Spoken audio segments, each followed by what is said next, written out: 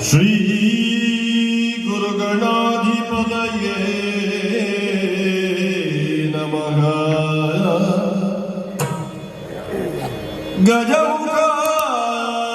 ಗಜಮುಖಾದವಗೆ ಗಣಪಗೆ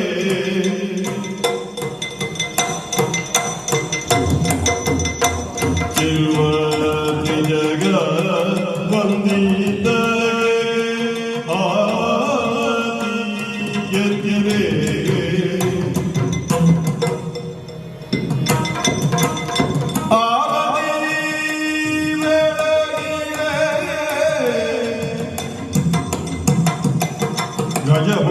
ಗಜಮುಖದವಗೆ ಗಣಪಗೆ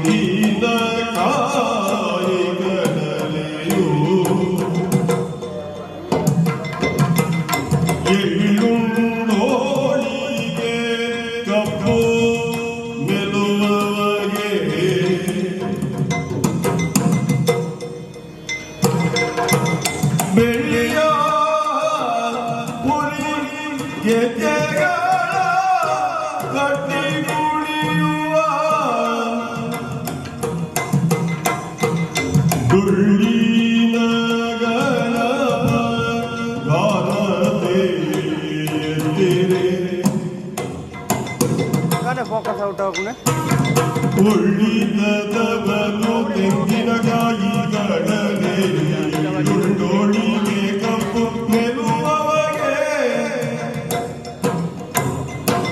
ಬೆಳ್ಳಿಯ ಹುರಿಗೆಗೆ ಗಣಕಟಿ ಕುಣಿಯುವ ಡೊಳ್ಳಿನ ಗಣಪ ಗಾಲತೆ ಗೆದ್ದಿರೆ ಆರತಿ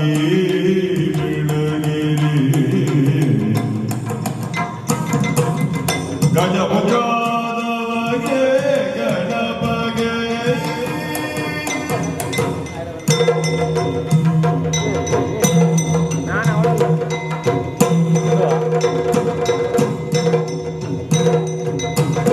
ದೇವತೆಗಳ ಕೈಯ ಕಪ್ಪವ ಕೊಮ್ಮಲಗೆ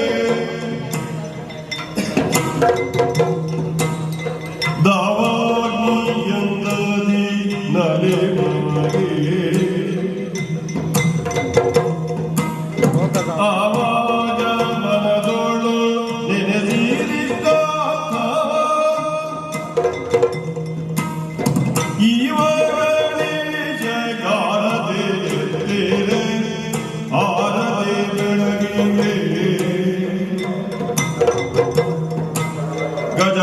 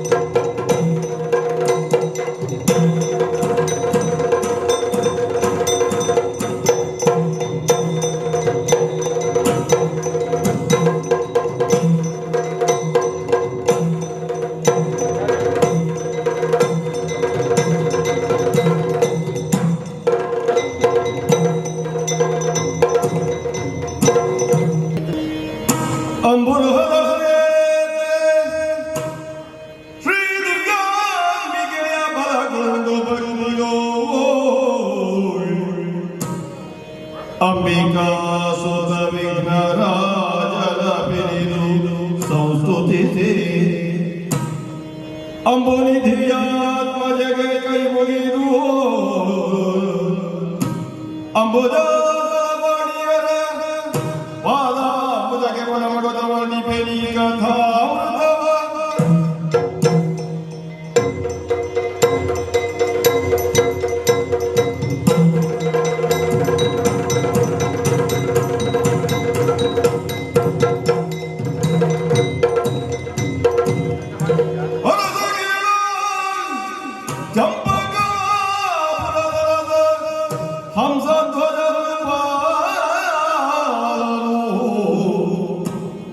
ಚಂಪಕಾಪುರದ ಹಂಸಧ್ವಜನ ಪಾಲನು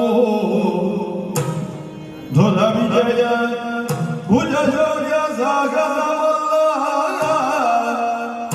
ನಿಶಂಕ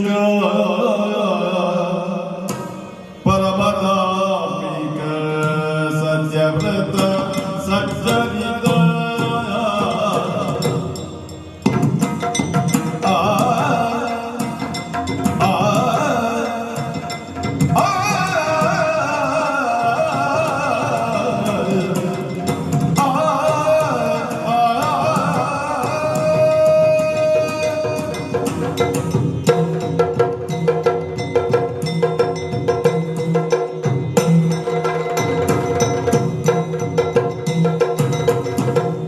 ಪರಮಧಾರ್ಮಿಕ ಸತ್ಯವ್ರತ ಸಚ್ಚರಿತ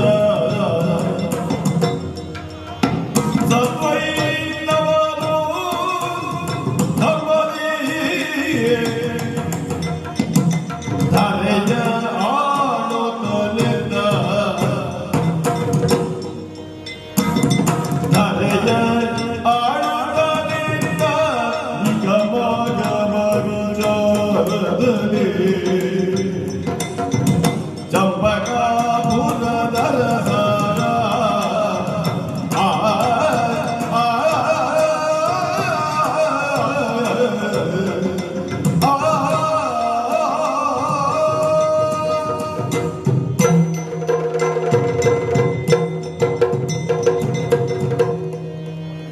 ನಮೋ ಜಗದ್ರಕ್ಷಕ, ಕಾಪಾಡು ತಂದೆಯೇ ಕಾಪಾಡು.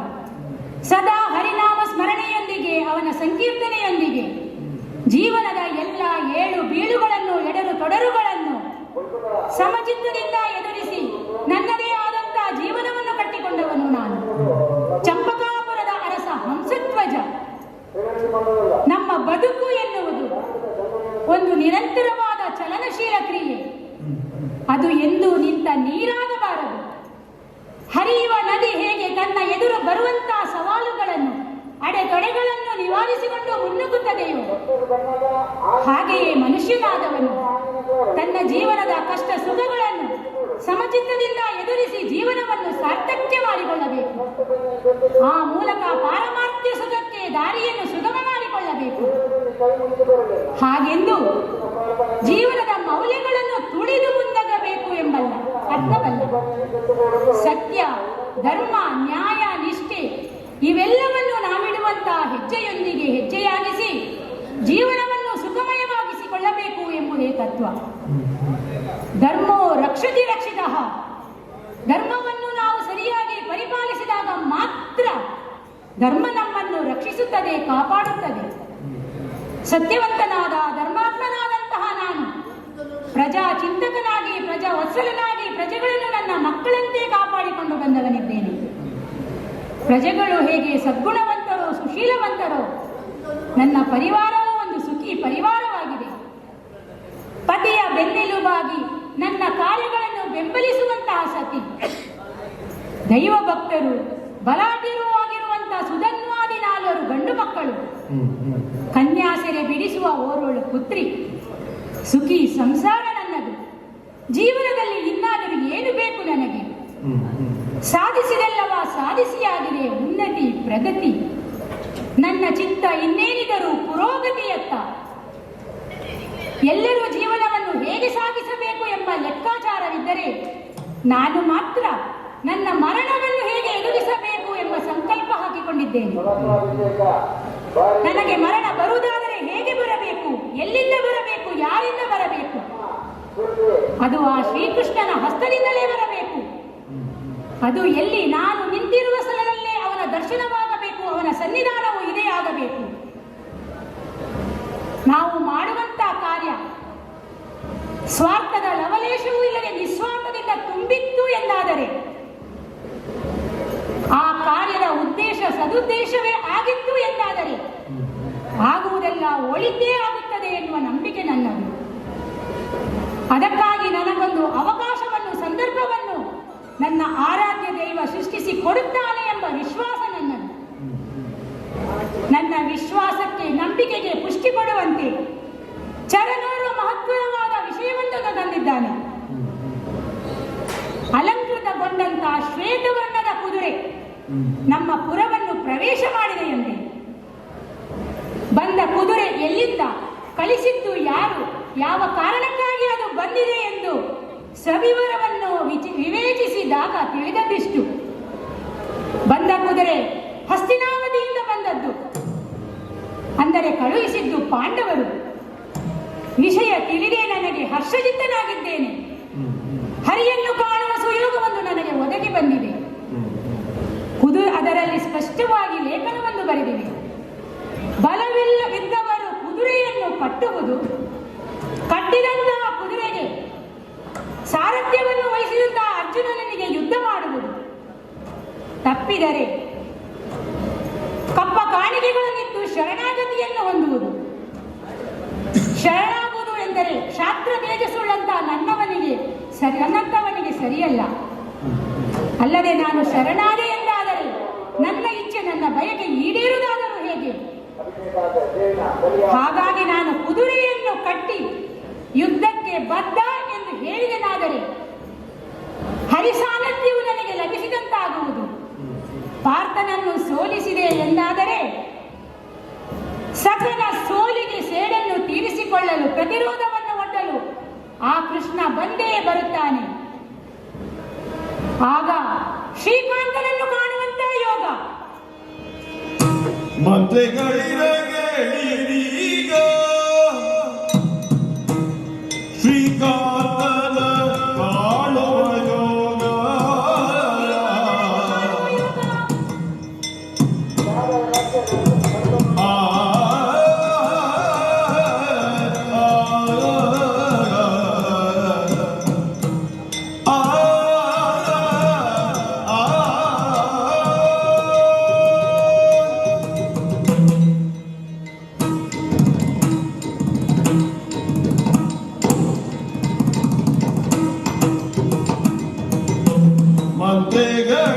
ಮಂತ್ರಿಗಳಿರಗೇಳೀಗ ಶ್ರೀಕಾಂತನ ಕಾಣುವ ಯೋಗ. ಶ್ರೀಕಾಂತನ ಕಾಣುವ ಯೋಗ. ಬಂತು ಮಧುರ್ಯವ ಏನೆಂಬೆ ಒಯ್ಯದೆ, ಬಂತು ಮಧುರ್ಯವ ಏನೆಂಬೆ ಒಯ್ಯದಿಯೇ. ಕುಂತಿಸುತ್ತದ ತ್ವರದ ಹಯದವನಂತೆ ತಾನೆ ಬಂದು ದಿಲ್ಲಿಗೆ. ಮಂತ್ರಿಗಳಿರಗೇಳೀಗ ಶ್ರೀಕಾಂತನ ಕಾಣುವ ಯೋಗ.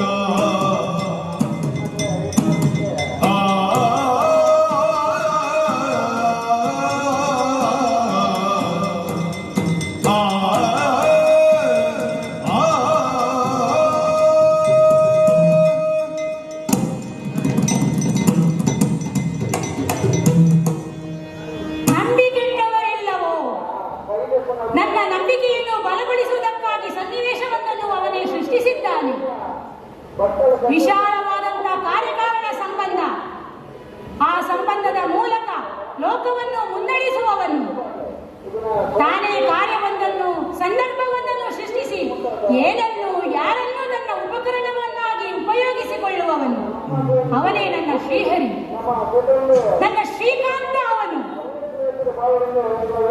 ಒಂದು ಸನ್ನಿವೇಶವನ್ನು, ಸ್ಥಳವನ್ನು ಅವನೇ ನಿಗದಿಪಡಿಸಿ ಅಲ್ಲಿ ಒಂದು ವೇದಿಕೆಯನ್ನು ನಿರ್ಮಿಸಿ ಆ ವೇದಿಕೆಗೆ ತಕ್ಕುದಾದ ಪ್ರಸಂಗವನ್ನು ಅವನೇ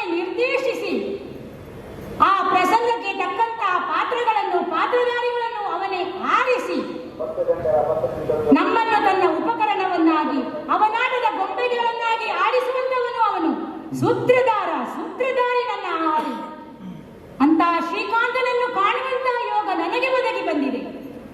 ಯೋಗ ಮಾತ್ರವಲ್ಲ, ಇದು ನನ್ನ ಸುಯೋಗವೂ ಹೌದು. ಅವನ ದರ್ಶನಕ್ಕಾಗಿ ಸಾವಿರಾರು ವರ್ಷಗಳಿಂದ ಋಷಿಮುನಿಗಳು ತಪಸ್ಸನ್ನಾಚರಿಸುತ್ತಿದ್ದಾರೆ. ಅಂಥವರಿಗೆ ಸಿಗದಂತ ಯೋಗ ನನ್ನ ಮಹಾನ್ ಪುಣ್ಯವೆಂದೇ ಹೇಳಬೇಕು ಅಂತದ್ದು ನನಗೆ ಒದಗಿ ಬಂದಿದೆ. ಕುಂತಿಸುತನ ದ್ವಾರದ ಹಯ ನನ್ನ ಪುರವನ್ನು ತನ್ನಂತಾನೇ ಪ್ರವೇಶಿಸಿ ಬಂದಿದೆ ಎಂದಾದರೆ ಅವನು ತನ್ನ ಕಾರ್ಯಕ್ಕಾಗಿ ನನ್ನನ್ನು ಉಪಕರಣವನ್ನಾಗಿ ಬಳಸಿಕೊಂಡಿದ್ದಾನೆ ಎಂದೇ ಅರ್ಥವಲ್ಲವೇ? ಎಂತಹ ಒಂದು ಮಹಾನ್ ಭಾಗ್ಯ ನನ್ನದು. ನಂಬಿ ಕೆಟ್ಟವರು ಉಂಟೇ ಹರಿಯನಿನ್ನ? ಎಂದಿಗೂ ಇಲ್ಲ. ಅವನನ್ನು ನಂಬಿ ಕೆಟ್ಟವರು ಆರೂ ಇಲ್ಲ. ಅವನನ್ನು ನೋಡಿ ನನ್ನ ತನು ಮನವನ್ನು ಮನ್ಮಥನಿಗೆ ಅರ್ಪಿಸಬೇಕು. ಮನ್ಮಥನಯ್ಯನನ್ನು ನೋಡಿ ಮನುಮತ ನಯನ ನೋಡಿ,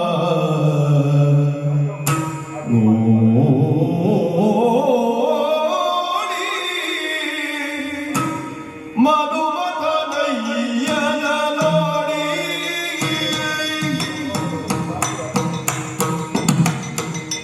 ತನು ಮನವ ಸಮರ್ಪಣೆ ಮಾಡಿ,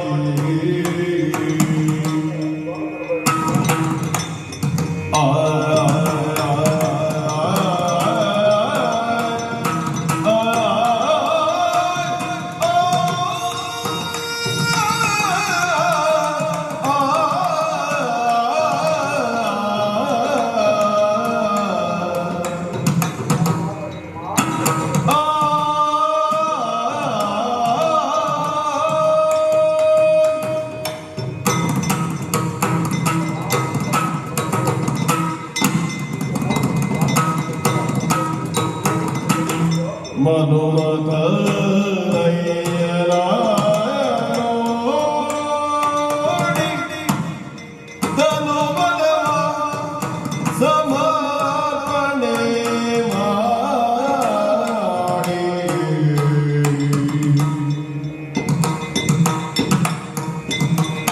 ಮನುಮತ ನಯನ ನೋಡಿ, ತನು ಮನವ ಸಮರ್ಪಣೆ ಮಾಡಿ, ಜನುಮ ಸಾರ್ಥಕಗೈದು ಜನನ ಮೃತ್ಯುವಗೆದು, ಜನುಮ ಸಾರ್ಥಕಗೈದು ಜನನ ಮೃತ್ಯುವಗೆದು, ಸರ್ವಮನ ಚಿತ್ತನ ಕೈವಲ್ಯವ ಅನುಸರಿಸುತ್ತೀ ಗಣತಿ ಪಡೆವೆ, ಅನುಭವದ ಚಿತ್ತದ ಕೈವಲ್ಯವ ಅನುಸರಿಸುತ್ತೀ ಗಣತಿ ಪಡೆವೆನು, ಜನುಮ ಸಾರ್ಥಕಗೈದು ಜನನ ಮೃತ್ಯುವಗೆದು, ಅನುಭವದ ಚಿತ್ತದ ಕೈವಲ್ಯವ ಅನುಸರಿಸುತ್ತೀ ಗಣತಿ ಪಡೆವೆ, ಮನುಮಥನಯ್ಯನ ನೋಡಿ, ತನು ಮನವ ಸಮರ್ಪಣೆ ಮಾಡಿ, ಈ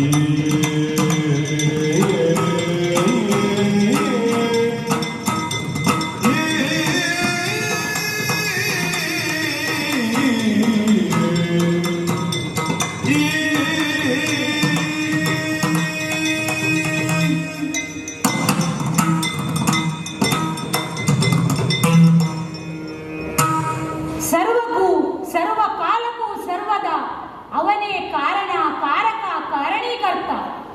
ಜನನಕ್ಕೂ ಮರಣಕ್ಕೂ, ಜನನ ಮರಣ ಇವೆರಡರ ನಡುವಿನ ಅಂತರವೇ ನಮ್ಮ ಜೀವನ. ತಾಯ ಗರ್ಭದಿಂದ ಮೊಟ್ಟ ಮೊದಲು ನಾವು ಕಣ್ಣನ್ನು ತೆರೆಯುವುದೇ ಜನನ. ಕಟ್ಟ ಕೊನೆಯದಾಗಿ ನಾವು ಕಣ್ಣರೆಪ್ಪೆ ಮುಚ್ಚುವುದೇ ಮರಣ. ಈ ತೆರೆದು ಮುಚ್ಚುವ ನಡುವಿನ ಕ್ಷಣಗಳೇ ನಮ್ಮ ಜೀವನ. ಈ ಎರಡು ಕ್ಷಣಗಳ ಜೀವನಕ್ಕಾಗಿ ಎಂತೆಂಥ ಹೋರಾಟವನ್ನು ಮಾಡುವವರಿದ್ದಾರೆ. ನಾವು ಈ ಹೋರಾಟ ಮಾಡುವುದಾದರೂ ಯಾವ ಕಾರಣಕ್ಕಾಗಿ? ಮರಣವೆಂಬುದು ಶತಸಿದ್ಧ ಎಂದು ಅರಿತು ಕೂಡ ಜೀವನದ ವ್ಯಾಮೋಹ ತೊರೆದುವುದಿಲ್ಲ. ಹಾಗೆ ತೊರೆದುಂತಾದರೆ ಅದು ಜೀವನವೂ ಆಗುವುದಿಲ್ಲ. ಎಷ್ಟೇ ದೊಡ್ಡ ವ್ಯಕ್ತಿಯಾದರೂ, ಅರಸನಾದರೂ, ಆಳಾದರೂ, ಮರಣದ ನಂತರ ಅವರೂ ಅಲ್ಲ, ಅವನೂ ಅಲ್ಲ, ಕೇವಲ ಅದು ಹೆಣ ಮಾತ್ರ. ಅಂತಹ ಜೀವನಕ್ಕಾಗಿ ಅಂತಹ ವ್ಯಾಮೋಹ ನಮಗೆ. ಸತ್ತವರು ಮತ್ತೆ ಬರುವರೆ, ಬಂದವರು ಹೋಗುವರೆ. ಮರಣದ ನಂತರ ಮುಂದೇನು? ಭೂತವೋ, ಪ್ರೇತವೋ, ಅಲ್ಲ ಮರುಜನ್ಮವೋ? ಅರಿತವರಾರು? ಅರಿತವನಿದ್ದಾನೆ, ಅವನೇ ನನ್ನ ಮನುಮದನಯ್ಯ.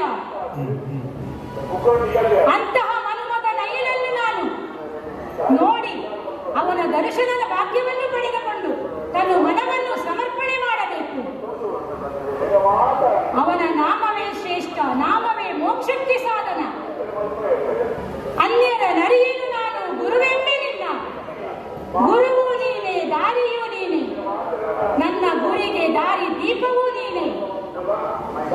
ಅಂತಹ ನನ್ನ ಶ್ರೀಹರಿಯನ್ನು ನಂಬಿ ಈ ನನ್ನ ಜನನಕ್ಕೆ ಒಂದು ಸಾರ್ಥಕ ಭಾವನೆಯನ್ನು, ಮರಣಕ್ಕೆ ಒಂದು ಮೋಕ್ಷವನ್ನು ಕಂಡುಕೊಳ್ಳಬೇಕು.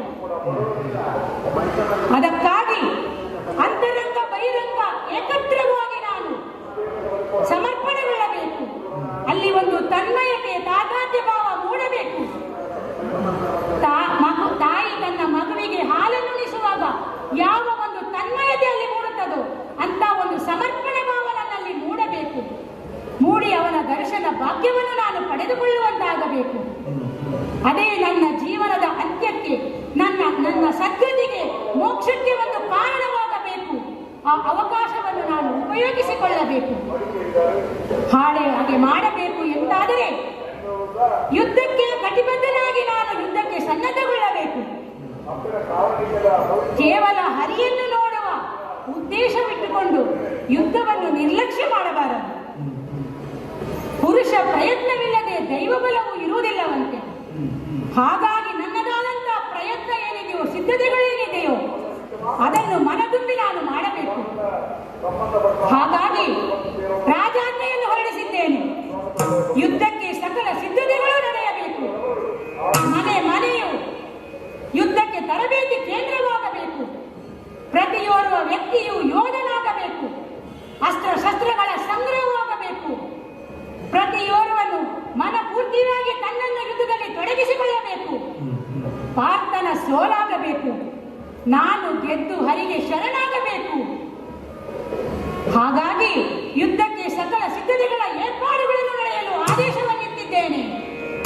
ಯುದ್ಧಕ್ಕೆ ಹಲವರು ಬೆಂಬಲ ಸೂಚಿಸಬಹುದು, ಆದರೆ ಅದರಲ್ಲಿ ಕೆಲವರು ಬೆನ್ನು ತಿರುಗಿಸಿ ನಿಲ್ಲಬಹುದು. ಅಂತವರಿಗಾಗಿ ಕಠಿಣ ಶಿಕ್ಷೆಯನ್ನು ಜಾರಿಗೊಳಿಸಿದ್ದೇನೆ. ಮತ್ತೆ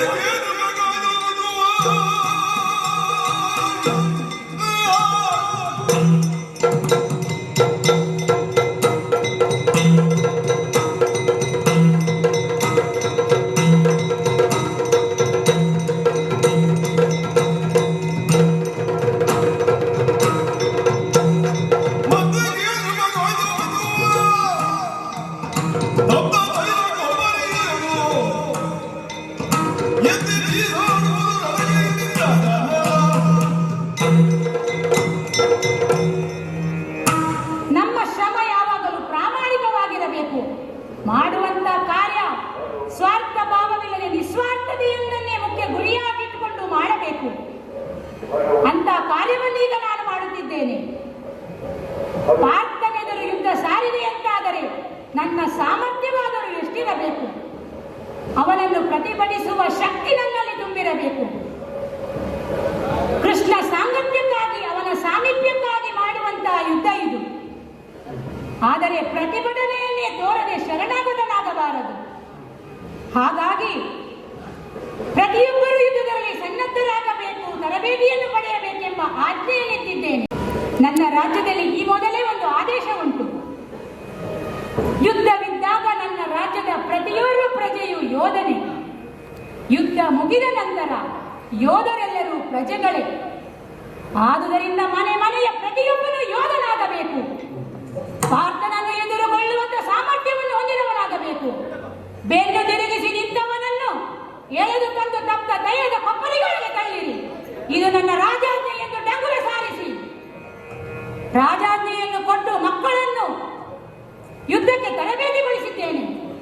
ನನ್ನ ಮಕ್ಕಳಾದಂಥ ಸುಧನ್ವರಿಗೆ ಇನ್ನು ಈ ವಿಷಯವನ್ನು ತಿಳಿಸಬೇಕು. ಅಂತಪುರದತ್ತ ಹೊರಡುತ್ತೇನೆ. ಆಗ ಸುಧನ್ವನು ಬೇಗದಿರೊಳಗನು ಆಗುತ್ತ ಮೊಲದಿಂದ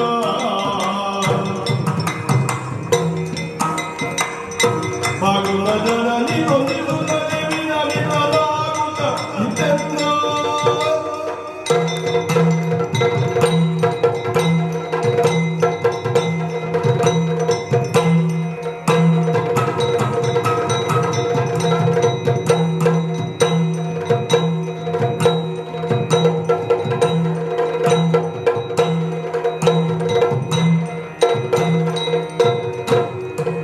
ಚಂಪಕಾವತಿಯ ಅರಸ ಪರಮ ವೈಷ್ಣವರೆನಿಸಿಕೊಂಡಂತಹ ಹಂಸಧ್ವಜ ಭೂಪರ 4 ಗಂಡು ಮಕ್ಕಳಲ್ಲಿ ನಾನು ಒಬ್ಬ ಸುಧನ್ವ. ನಮ್ಮ ಅಯ್ಯನ ಕರೆಯ ಮೇರೆಗೆ ಅವರನ್ನು ಕಾಣಲು ಬಂದ ನನಗೆ ಅವರ ಮುಖದಲ್ಲಿರುವಂತಹ ಉತ್ಸಾಹ ಸಂತೋಷವನ್ನು ಕಂಡಾಗ ಪರಮಾಶ್ಚರ್ಯವಾದದ್ದಂತೂ ಸತ್ಯ. ಕಾರಣವನ್ನು ಕೇಳಿದಾಗ ಶ್ರೀಕಾಂತನನ್ನು ಕಾಣುವಂತಹ ಸುಯೋಗ ನಮಗೊದಗಿದೆ ಮಗನೇ. ಹಸ್ತಿನಾವತಿಯ ಕುದುರೆ ನಮ್ಮ ಪುರವನ್ನು ಪ್ರವೇಶಿಸಿದೆ. ಪಾಂಡವರ ಅಶ್ವಮೇಧದ ಕುದುರೆ, ಅದರ ಹಣೆಯಲ್ಲಿರುವ ಒಕ್ಕಣೆ ಬಲವುಳ್ಳವರು ಕಟ್ಟಿ ಕಾದುವುದು ಎಂಬುದನ್ನು ಕಂಡು ಅದನ್ನು ಕಟ್ಟಿ ಹಾಕಲು ಆಜ್ಞಾಪಿಸಿದ್ದೇನೆ. ಹಾಗಾಗಿ ಅದನ್ನು ಬಿಡಿಸಿಕೊಳ್ಳುವುದಕ್ಕಾಗಿ ಅರ್ಜುನನು ಬಂದೇ ಬರುವನು. ನಿನ್ನ ನೇತೃತ್ವದಲ್ಲೇ ಯುದ್ಧ ನಡೆಯಬೇಕು. ಆ ಯುದ್ಧದ ಮುಖೇನ ಮನುಮತಯ್ಯನ ದರ್ಶನವನ್ನು ಪಡೆದು ತನುಮನವನ್ನು ಸಮರ್ಪಣೆಗೊಳಿಸಿ ಮೋಕ್ಷವನ್ನು ಪಡೆಯಬೇಕು. ಹಾಗಾಗಿ ನಾಳಿನ ಯುದ್ಧಕ್ಕೆ ನೀನು ಸಿದ್ಧನಾಗು ಎಂದು ಆಜ್ಞಾಪಿಸಿದರಲ್ಲ, ಕೇಳಿ ಬಹಳ ಸಂತೋಷವಾಯಿತು. 4 ಮಂದಿ ಗಂಡು ಮಕ್ಕಳಲ್ಲಿ ನನಗೆ ಈ ಅವಕಾಶ ದೊರಕಿದೆ ಅಂತ ಹೇಳಿದ್ರೆ ಇದು ನನ್ನ ಸುಯೋಗಲ್ಲದೆ ಇನ್ನೇನು.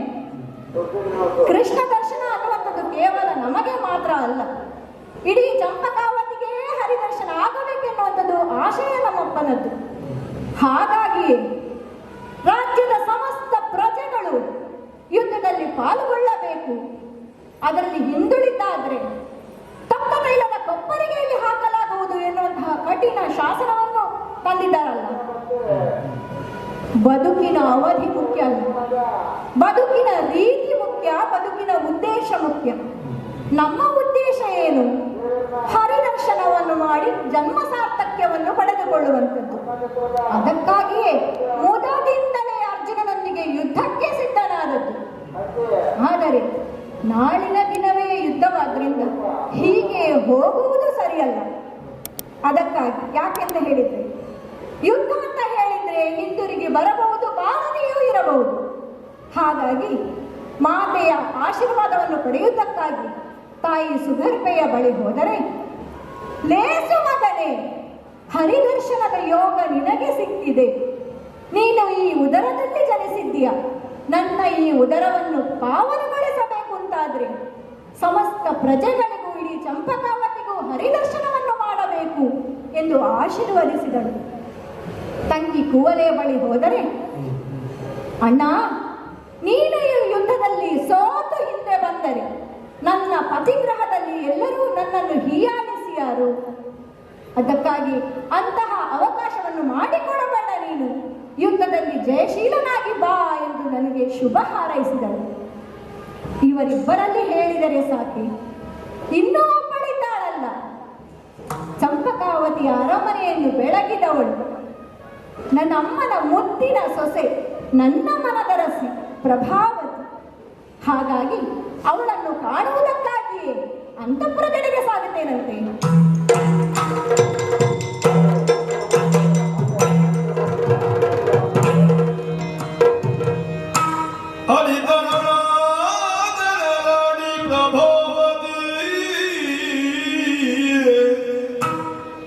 ಕನಕದ ಪಾತ್ರೆಯೊಳು ಅರುಳೇಪನ ಕಸ್ತೂರಿ ವಿವಿಯಂಗಳ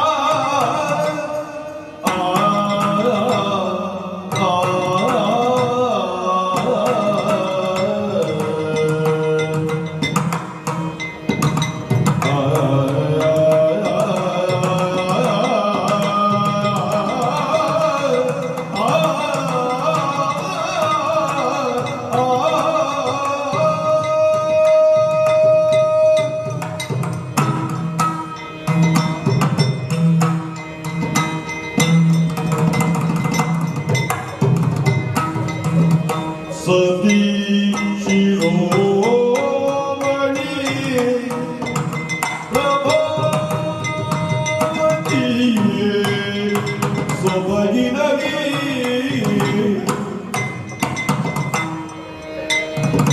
ಪತಿಯ ಸೋಲಿಪ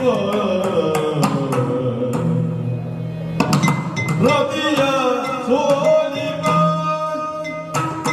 ರೂಪಿನಗೆ ಸೊಬಗಿನಗೆ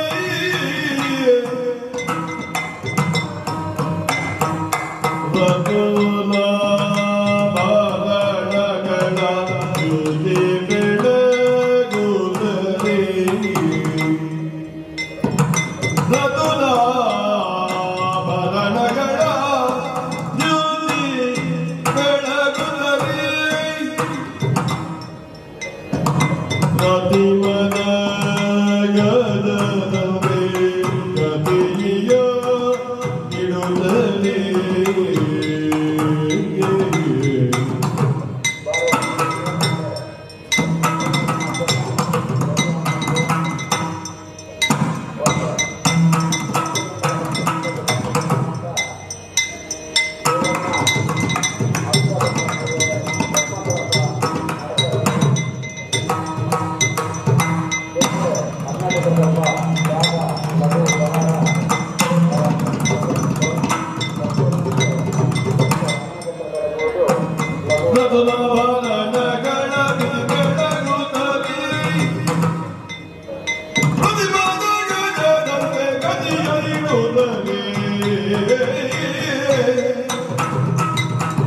ಚತುರತೆಯ ನಿಧಿಯುಡುಗಳ ಶೋಭಿತನ ಚೆಲ್ಲಿನ ಅರ್ಧ ಚಂದಾನೆಯ ಪಡೆ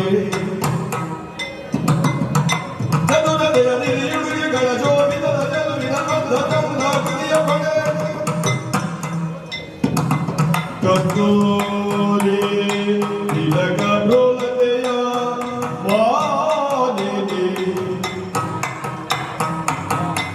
ಅಧಿಕ ರೋಷದಲ್ಲಿ ಅಧಿನಿಧಿಲಾಗುತ್ತ ಬಂದಳು ಅಧಿಕ ರೋಷದಲ್ಲಿ ಅಧಿನಿಧಿಲಾಗುತ್ತ ಬಂದಳು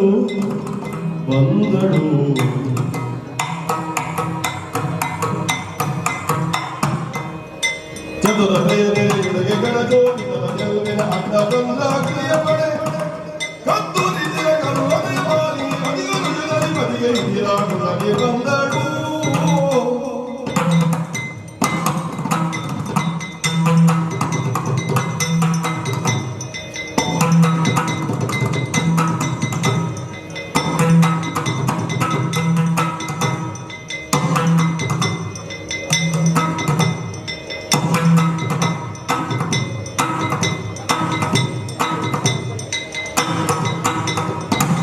ಸತಿಶಿರೋಮಣಿ ಪ್ರಭಾವತೆ ಸೊಬಗಿರಲಿ ಈ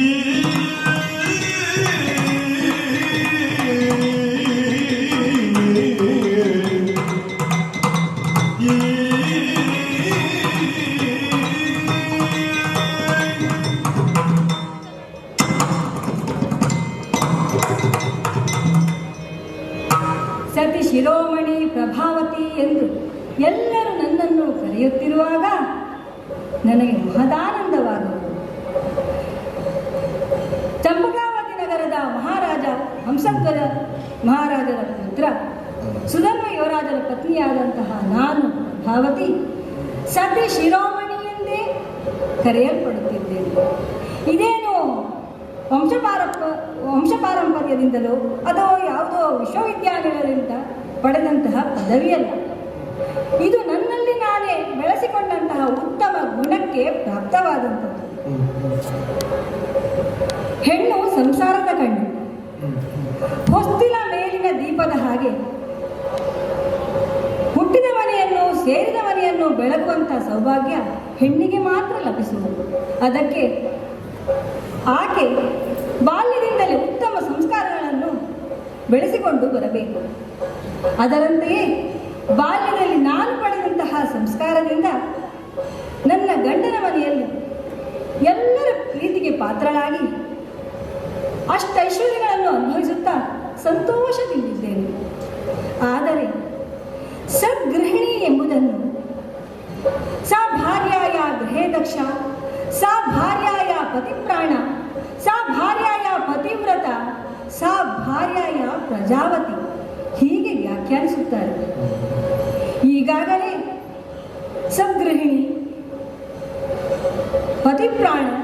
ಪ್ರತಿಪ್ರಾಣನು ಹಾಗೆ ಪತಿವ್ರತೆಯೂ ಎನಿಸಿಕೊಂಡಿದ್ದೇನೆ. ಆದರೆ ಇನ್ನೂ ಪ್ರಜಾವತಿ ಎಂದೆನಿಸಿಕೊಂಡಲಿಲ್ಲ.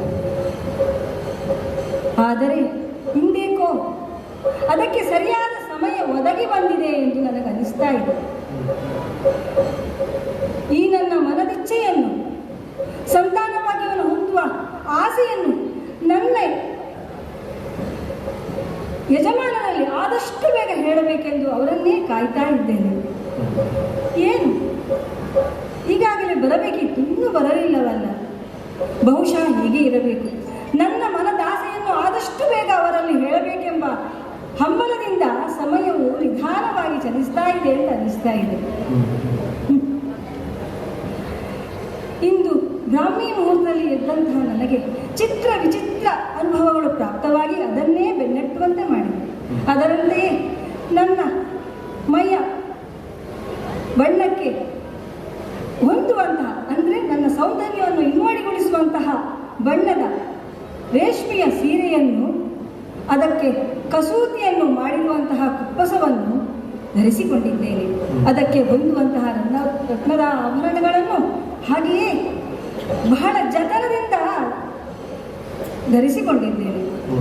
ಕೇಶಾಲಂಕಾರವು ಬಹಳ ಸುಂದರವಾಗಿ ಮಾಡಿಕೊಂಡಿದ್ದೇನೆ. ಇನ್ನು ಪತಿಯನ್ನು ಎದುರುಗೊಳ್ಳಬೇಕಲ್ಲ. ನನ್ನ ಮನದಾಸೆಯು ನಾನು ಅವರನ್ನು ಎದುರುಗೊಳ್ಳುವ ರೀತಿಯಲ್ಲೇ ಅವರಿಗೆ ಸ್ಪಷ್ಟವಾಗಬೇಕು. ಅದಕ್ಕಾಗಿ ಚಿನ್ನದ ಹರಿವಾಣದಲ್ಲಿ ಸಮಸ್ತ ಚಂಪಕಾವತಿ ನಗರವನ್ನೇ ಸಾಂಕೇತಿಕವಾಗಿ ಗುರುತಿಸುವಂತೆ ಸಂಪಿಗೆ ಹೂಗಳನ್ನು ಅಂದವಾಗಿ ಜೋಡಿಸಿಟ್ಟಿದ್ದೇನೆ. ಅದರ ಜೊತೆಗೆ ಮಂಗಲ ದ್ರವ್ಯ, ಸುಗಂಧ ದ್ರವ್ಯಗಳನ್ನು ಒಪ್ಪುವ ಓರಣವಾಗಿ ಜೋಡಿಸಿದ್ದಾಗಿದೆ. ಅವರನ್ನು ಎದುರುಗೊಳ್ಳುವ ಮೊದಲೊಮ್ಮೆ ನನ್ನನ್ನು ನಾನು ಕನ್ನಡಿಯದು ನೋಡಿಕೊಳ್ಳಬೇಕಲ್ಲ. ಇದೇನು, ಯಾರನ್ನು ನೋಡ್ತಾ ಇದ್ದೇನೆ? ಇದು ನಾನೇ? ಹೌದು, ಈ ಸೌಂದರ್ಯ ನನ್ನನ್ನೇ ಮಂತ್ರಮುಗ್ಧವಾಗಿಸ್ತಲ್ಲ. ಇಷ್ಟು ಸುಂದರವಾಗಿದ್ದೇನೆ ನಾನು? ಇರಬಹುದು. ನನ್ನವರು ಆಗಾಗ ಹೇಳ್ತಾ ಇದ್ದ ಮಾತು ನನಗೆ ಕೇಳ್ತಾ ಇದೆ. ಪ್ರಭಾ, ನೀನು ಆ ಮನ್ಮಥನ ಅರಸಿ ರತಿಗಿಂತ ಸುಂದರಿ ಎಂದು. ಈಗ ನನಗೂ ಹಾಗೆ ಅನ್ನಿಸ್ತಾ ಇದೆ. ಹಾಗೂ ನಾಚಿಕೆಯೂ ಆಗ್ತಾ ಇದೆ. ಅದು ಕೇಳ್ತಾ ಇದೆಯಲ್ಲ, ಕುದುರೆಯ ಕರಪುಟ ಶಬ್ದ. ನನ್ನವರೇ ಇರಬಹುದೇ? ಹೌದು, ನನ್ನ ಅಂತಃಪುರಕ್ಕೆ ಅವರೇ ಬರಬೇಕಲ್ಲವೇ? ಹೌದು, ಬಂದರು. ಎದುರುಗೊಳ್ಳುತ್ತೇನಂತೆ. ಪತಿದೇವ, ಇದು ವಂದಿಸಿಕೊಂಡಿದ್ದೇನೆ. ಪ್ರಭಾವತಿ, ಸ್ವಾಮಿ, ಸಂಪಿಗೆಯ ಪರಿಮಳದೊಂದಿಗೆ ನಿನ್ನ ಸೌಂದರ್ಯವೂ ಸೇರಿ ಬಹಳ ಸಂತೋಷದಿಂದ ನನ್ನನ್ನು ಸ್ವಾಗತಿಸ್ತಾ ಇದ್ದೀಯ. ಅರ್ಥವಾಯಿತಲ್ಲ? ನಮಸ್ಕರಿಸಿದ ನಿನ್ನನ್ನು ಎತ್ತಿ ಒಮ್ಮೆ ಆಲಂಗಿಸಿಕೊಳ್ಳುತ್ತೇನಂತೆ. ಸ್ವಾಮಿ, ಇದೇನು ನಿಮ್ಮ ದಿರಿಸೆ ನನ್ನ ಮೈಯನ್ನು ಚುಚ್ಚುತ್ತಿದೆಯಲ್ಲ? ಏನು, ಎಲ್ಲಿಗೂ ಹೊರಟ ಹಾಗೆ ಕಾಣ್ತಾ ಇದೆಯಲ್ಲ?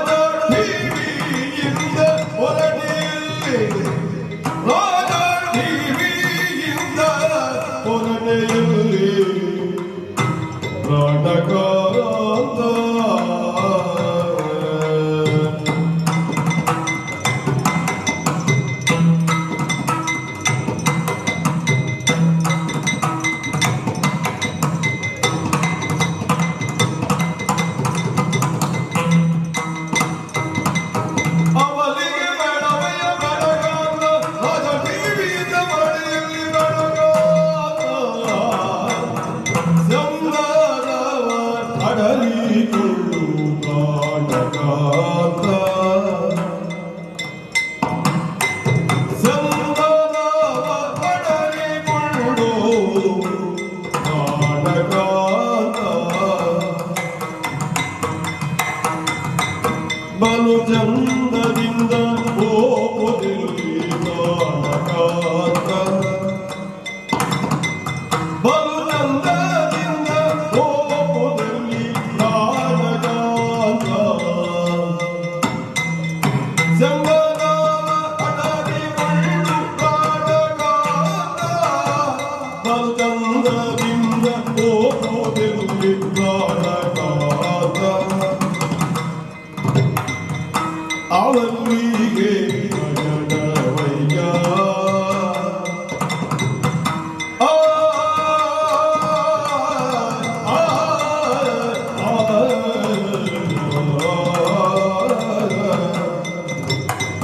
ಪ್ರಾಣಕಾಂತ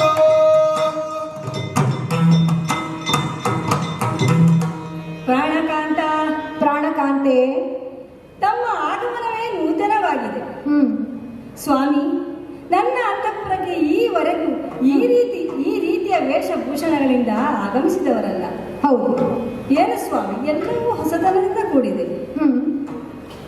ಆ ಮುಖದಲ್ಲಿ ವೀರಕಳೆ, ಹಾ, ಆ ಮುಖ ಭಾವ, ರಾಜ ಟಿವಿ ನಿಮ್ಮನ್ನು ನೋಡುವಾಗ ಆಶ್ಚರ್ಯದ ಜೊತೆಗೆ ಸಂತಸವೂ ಆಗ್ತಾ ಇದೆ. ಯಾಕೆ ಗೊತ್ತೇ? ಯಾಕೆ? ಬಹಳ ಸುಂದರವಾಗಿ ಕಾಣ್ತಾ ಇದ್ದೀರಿ. ಈಗ ಗೊತ್ತಾದ್ದೆ ನನ್ನ ಸೌಂದರ್ಯ. ಯಾವಾಗಲೂ ನೋಡಿದ್ದೇನೆ, ಆದರೆ ಇಂದು ವಿಶೇಷವಾಗಿ ಕಾಣ್ತಾ ಇದ್ದೀರಿ. ಹಾ. ಆದರೆ ನನಗೇನೋ ಸಂಶಯ. ಯಾವುದೋ ಯುದ್ಧದಿಂದ ನೇರವಾಗಿ ಇಲ್ಲಿಗೆ ಬಂದಿರೋ ಹಾಗೆ ಮಾಡ್ಲಿಕ್ಕಿಲ್ಲ. ಆದ್ರೂ ಹೌದು, ನಾನು ನಿನ್ನಲ್ಲಿ ಹೇಳದೆ ಎಲ್ಲಿಗೂ ಹೋಗುವವನಲ್ಲ. ಹಾಗಾದರೆ ಇನ್ನು ಮುಂದೆ ಹೋಗಲಿರುವಿರೋ ಎನ್ನುವ ಸಂಶಯ ನನಗೆ. ಹಾ. ಯಾಕಂದ್ರೆ ಸ್ವಾಮಿ, ನನ್ನಲ್ಲಿಗೆ ಬರುವವರಿದ್ದರೆ ಈ ರೀತಿಯ ವೇಷಭೂಷಣಗಳ ಅಗತ್ಯವಿದೆ. ಹಾ. ನೋಡಿದರೆ ಕವಚ ಸೀಸಕಗಳಿಂದ ಭೂಷಣವನ್ನು ಹೆಚ್ಚಿಸಿಕೊಂಡಿದ್ದೀರಿ, ಶಸ್ತ್ರಾಸ್ತ್ರರೂಢರಾಗಿದ್ದೀರಿ. ಜೊತೆಗೆ ರಥವೂ ಬದಲಾಗಿದೆ, ರಥದ ಸಾರಥಿಯೂ ಬದಲಾಗಿದ್ದಾನೆ. ಇಷ್ಟೆಲ್ಲ ನೋಡಿದ ಮೇಲೆ ಏನೆಂದು ಅರ್ಥೈಸಿಕೊಳ್ಳದವಳೇ ಈ ಪ್ರಭಾವತಿ. ಕ್ಷತ್ರಿಯಾಳಿ ಹೆಣ್ಣುತ್ತಾನೆ ನಾನು. ಹೌದು, ಅದಕ್ಕಾಗಿಯೇ ನನ್ನ ಮನದನ್ನೇ. ಹಾಗಾದರೆ ನೀವು ಹೊರಟದ್ದು ಎಲ್ಲಿಗೆ ಸ್ವಾಮಿ? ಆದಷ್ಟು ಬೇಗನೆ ಹೇಳಿ. ನಿನ್ನ ಊಹೆ ಸರಿಯಾಗೇ ಇದೆ ನಳಿನಾಕ್ಷಿ. ಸ್ವಾಮಿ, ನಡಿನಾಕ್ಷಿ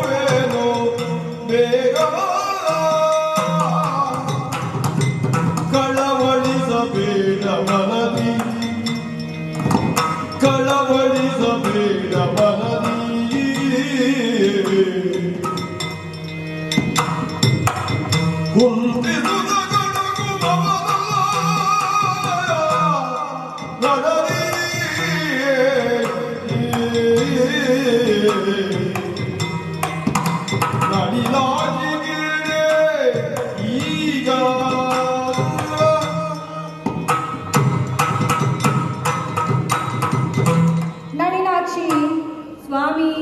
ಸೂರ್ಯನ ಆಗಮನವಾಗುತ್ತಿದ್ದಂತೆ ಕೊಳದಲ್ಲಿ ತಾವರೆಯು ಹೇಗೆ ವಿಕಸಿಸುತ್ತದೋ ಹಾಗೆ ನನ್ನ ಬರುವಿಕೆಯಿಂದ ನಿನ್ನ ಕಣ್ಣರಳಿತಲ್ಲ. ಗಮನಿಸಿದ್ದೀರಲ್ಲ, ನನ್ನ ಬರುವಿಕೆಯನ್ನೇ ನಿನ್ನ ಹೌದು ನಿರೀಕ್ಷಿಸು ಸ್ವಾಮಿ, ನಿಮ್ಮನ್ನೇ ನಿರೀಕ್ಷಿಸ್ತಾ ಇದ್ದೆ. ಎಲ್ಲವನ್ನು ಒಮ್ಮೆ ಗಮನಿಸಿ ನೋಡಿ. ಹಾಗೆ ತುಂಬ ನಿಮ್ಮಲ್ಲಿ ಮಾತನಾಡಲಿಕ್ಕಿತ್ತು. ನಾನು ಬರುವ ಉದ್ದೇಶ ಉಂಟು. ವೈಷ್ಣವತ್ವವನ್ನೇ ಉಸಿರಾಗಿಸಿಕೊಂಡಂತಹ ನಮ್ಮ ಅಯ್ಯನ ಉದ್ದೇಶ ಈಡೇರುವ ಕಾಲ ಸನ್ನಿಹಿತವಾಗಿದೆ. ಹೌದೇ? ಹಾ. ಏನದು? ಹಸ್ತಿನಾವತಿಯ ತುರಗ ನಮ್ಮ ಪುರವನ್ನು ಪ್ರವೇಶಿಸಿದೆ. ಓಹೋ. ಚಂಪಕಾವತಿಯ ಅರಮನೆಯ ಉದ್ಯಾನವನದಲ್ಲಿ ಮೇಯುತ್ತಿದ್ದಂತಹ ಸಂದರ್ಭದಲ್ಲಿ ಅದರ ಹಣೆಯ ಲಿಖಿತವನ್ನು ಓದಿ ನಮ್ಮ ಅಯ್ಯ ಅದನ್ನು ಕಟ್ಟಿಹಾಕಲು ಆಜ್ಞಾಪಿಸಿದ್ದಾರೆ. ಓಹೋ. ಪಾಂಡವರ ಅಶ್ವಮೇಧದ ಕುದುರೆಯಂತೆ. ಅಶ್ವಮೇಧದ ಕುದುರೆ? ಹೌದು.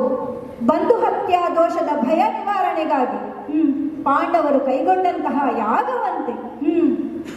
ಅದರ ಬೆಂಗಾವಲಾಗಿ ಬಂದವರಾರು? ನರನೆಂದೇ ಖ್ಯಾತಿಯಾದ ಮಧ್ಯಮ ಪಾಂಡವ ಅರ್ಜುನ. ಪಾರ್ಥನೆ? ಏನಾಯ್ತೆ ಪ್ರಭಾವತಿ? ನರನಿಂದ ಕೂಡಲೇ ನಿನ್ನ ಮುಖಭಾವ ಬದಲಾಯಿತಲ್ಲ. ಸ್ವಲ್ಪ ಹಾಗೆ ಆಗಿದೆ ಈಗ. ಪ್ರಭಾವತಿ ಯಾಕಿಷ್ಟು ಕಳವಳ? ಕುಂತಿಸುತ್ತನಿಗಂಜುವವನಲ್ಲ ಈ ಸುಗರ್ಭೆಯ ಸುತ ಸುಧನ್ವ. ಓಹೋ. ಹಾಗಾಗಿಯೇ ನಾಳಿನ ದಿನವೇ ಯುದ್ಧಕ್ಕೆ ಸಿದ್ಧನಾಗಿ ಬಂದಿದ್ದೇನೆ. ಹಾಗೆಯೇ ನನ್ನ ಮಾತೆಯ ಆಶೀರ್ವಾದ, ತಂಗಿಯ ಹಾರೈಕೆಯನ್ನು ಪಡೆದು ನೇರ ನಿನ್ನ ಬಳಿಗೆ ಬಂದಿದ್ದೇನೆ. ನೀನು ಕೂಡ ನನಗೆ ರಣ ತಿಲಕವನ್ನಿಟ್ಟು ವಿಜಯದಾರತಿಯನ್ನು ಎತ್ತಿ ಸಂತೋಷದಿಂದ ಕಳುಹಿಸಿಕೊಡು. ಸ್ವಾಮಿ, ಈಗ ನೀವು ಧನಂಜಯನ ಯುದ್ಧಕ್ಕೆ ಹೊರಟದ್ದು? ಹೌದು. ಕಾಂತ ಕಾಂತ ಕೇಳೆನ್ನ ಸೊಲ್ಲ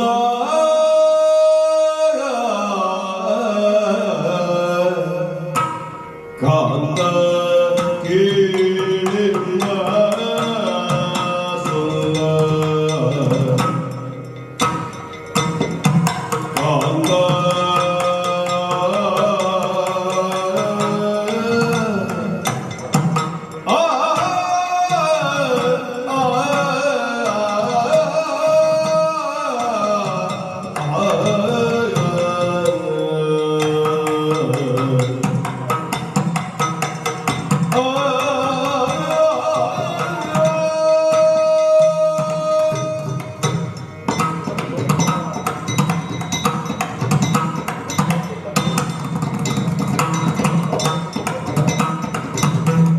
ಕಾಂತ ಕೇಳಿಲ್ಲ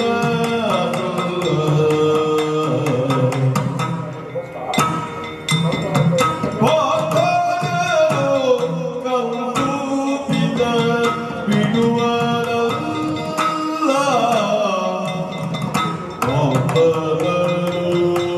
ಕಂದೂಪಿತ ಬಿಡುವರಲ್ಲ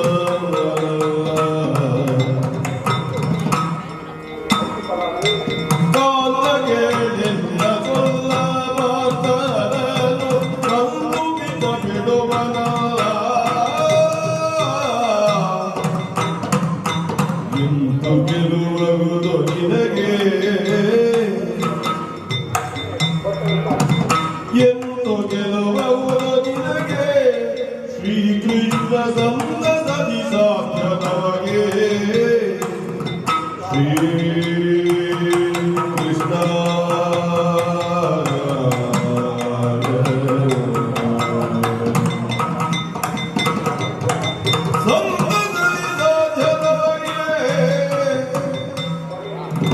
ಕಾಂತ ಕೇಳಿಲ್ಲ ಸುಲ್ಲ ಕೇಳು ಕಾಂತ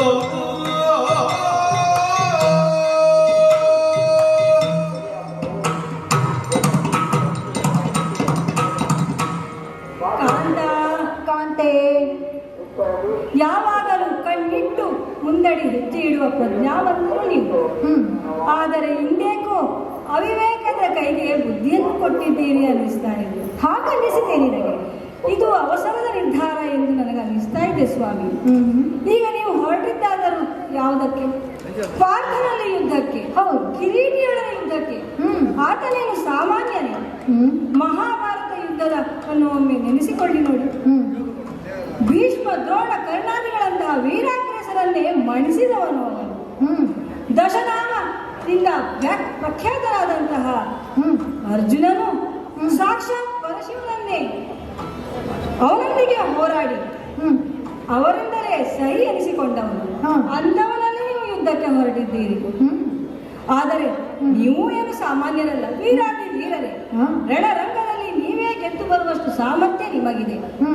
ಆದರೆ ಒಂದು ವೇಳೆ ನೀವು ಆ ನರನನ್ನು ಮಣಿಸಿದರು, ಆತನನ್ನು ಸೋಲಿಸಿದರು, ನರನ ಹರಿಬಕ್ಕೆ ಕಂದುಬಿದನು ಸಂತಸದಿರು ಸಾಧ್ಯವಾಗುವವರೆಗೆ ನಮಗೆ ಜಯಲಕ್ಷ್ಮಿ ಒಲಿದಾಳೆ ಸ್ವಾಮಿ. ಒಂದಿಷ್ಟು ವಿಚಾರ ಮಾಡಿ ನೋಡಿ. ಪ್ರಭಾವತಿ, ವೀರಾಗ್ರೇಸರನ್ನು ಹೊಡೆದಟ್ಟಿದ ಮಾತ್ರಕ್ಕೆ ಕೇವಲ ಅವನ ಪೌರುಷದಿಂದಲೇ ಹರಿಯ ಬೆಂಬಲ ಇದ್ದ ಕಾರಣ ಹಾಗೆಂದು ನಿನ್ನ ಪತಿ ಸಾಮಾನ್ಯನೇ ಸೇನಾಸಿ ಕೃಷ್ಣ ಅರ್ಜುನರ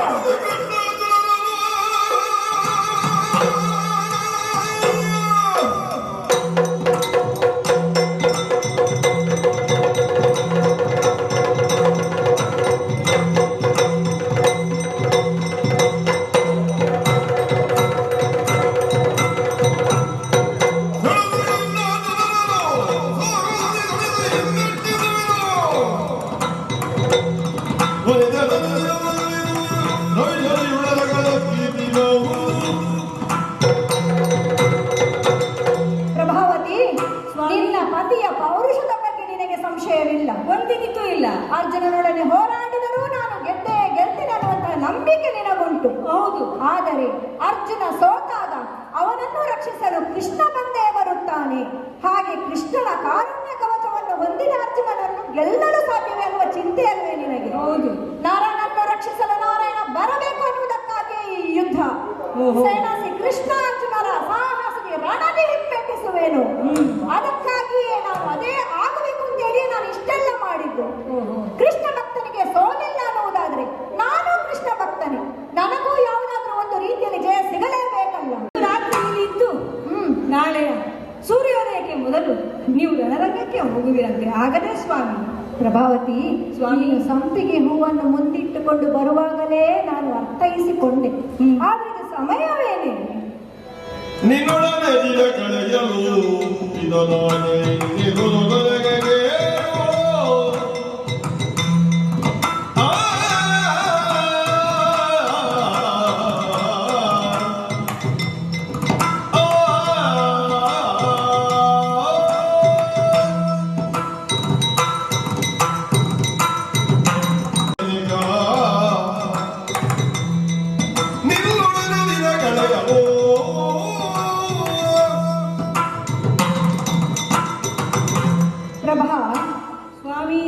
ನಿನ್ನ ಬಯಕೆ ಸಹಜವಾದದ್ದೇ. ಆದರೆ ನನಗೆ ಅಂತ ಒಂದು ಹೊಣೆಗಾರಿಕೆ ಇದೆಯಲ್ಲ. ಕೃಷ್ಣ ದರ್ಶನ ಅನ್ನುವಂಥದ್ದು ಕೇವಲ ನನ್ನ ಆಕಾಂಕ್ಷೆಯಾಗಿದ್ದರೆ ನಿನ್ನ ಅಪೇಕ್ಷೆಯನ್ನು ನಾನು ಈಡೇರಿಸಬಹುದಿತ್ತು. ಆದರೆ ಸಮಸ್ತ ಚಂಪಕಾವತಿಗೆ ಹರಿದರ್ಶನವನ್ನು ಕೊಡಬೇಕೆನ್ನುವುದು ನಮ್ಮಯ್ಯನ ಆಶಯ. ಅದಕ್ಕಾಗಿಯೇ ಅಲ್ಲವೇ ಸಮಸ್ತ ಪ್ರಜೆಗಳು ಕೂಡ ಯುದ್ಧದಲ್ಲಿ ಪಾಲ್ಗೊಳ್ಳಬೇಕು, ಇಲ್ಲವಾದಲ್ಲಿ ತಪ್ತ ತೈಲದ ಕೊಪ್ಪರಿಗೆಯಲ್ಲಿ ಹಾಕಲಾಗುವುದು ಅನ್ನುವಂತಹ ಶಾಸನವನ್ನು ತಂದದ್ದು. ಅದು ಕಠಿಣ ಶಾಸನ. ಈ ಶಿಕ್ಷೆಯಿಂದ ನಾನು ಕೂಡ ಹೊರತಾಗಿಲ್ಲ ಪ್ರಭಾವತಿ. ಈಗಾಗಲೇ ನನ್ನ ತಂದೆಯವರು ಯುದ್ಧರಂಗಕ್ಕೆ ಹೊರಟಿರುವರು. ಸಮಸ್ತ ಪ್ರಜೆಗಳು ಕೂಡ ಭಯದಿಂದ ಅಲ್ಲ, ಕೃಷ್ಣನನ್ನು ಕಾಣುವ ಉದ್ದೇಶದಿಂದ ಯುದ್ಧದ ಮೂಲಕ ನೋಡಬೇಕು ಅನ್ನುವುದಕ್ಕಾಗಿ ಯುದ್ಧ ಕ್ಷೇತ್ರಕ್ಕೆ ಹೊರಟಿರುವರು. ಸೇನಾಧ್ಯಕ್ಷನಾದಂತಹ ನನ್ನ ಅಪ್ಪಣೆಗಾಗಿ ಕಾಯ್ತಾ ಇದ್ದಾರೆ. ನಾನಿನ್ನೂ ಇಲ್ಲೇ ಇದ್ದೇನೆ. ಹಾಗಾಗಿ ನಿನ್ನೊಡನೆ ದಿನ ಕಳೆಯಲಿದು ಸಮಯವಲ್ಲ.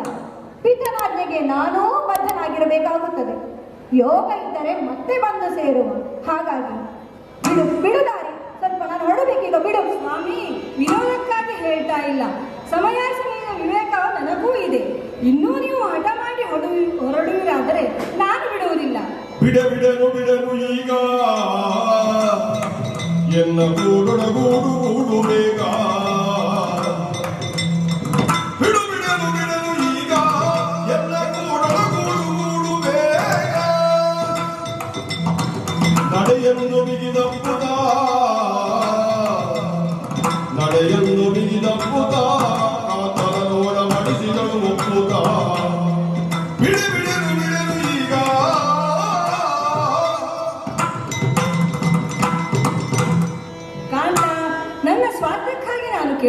ಇಲ್ಲ. ಅಷ್ಟರ ಮೇಲೂ ನೀವು ಹಠ ಮಾಡಿ ಹೋಗುತ್ತೀರಿ ಎಂದರೆ ನಾನು ಬಿಡುವುದಿಲ್ಲ ಸ್ವಾಮಿ. ನನ್ನ ಚುಂಬನ ಆಲಿಂಗನವನ್ನು ಧಿಕ್ಕರಿಸಿ ಹೋಗುವಂತ ಸಾಮರ್ಥ್ಯ ನಿಮಗಿಲ್ಲ ಎಂದು ಭಾವಿಸಿದ್ದೇನೆ. ಇದು ನಿಮ್ಮನ್ನು ಬಿಗಿದಪ್ಪಿಕೊಂಡಿದ್ದೇನೆ. ಇನ್ನು ಹೇಗೆ ಹೋಗುತ್ತೀರಿ ಎಂದು ನೋಡುತ್ತೇನೆ. ಪ್ರಭಾವತಿ, ನನಗೆ ಸ್ವಲ್ಪ ಯೋಚಿಸಲಿಕ್ಕೆ ಸಮಯ ಕೊಡ್ತೀಯ? ಸತಿಗೆ ಷೋಡಶದರುತ ಸಮಯ, ಸತಿಗೆ ಷೋಡಶದ ಋತು ಸಮಯ,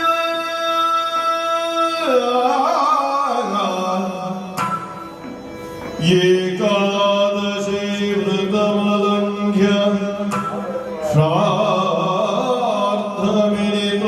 ದಿನವೇ ಸಂಗತ ಮಾಡುಡೆಂದು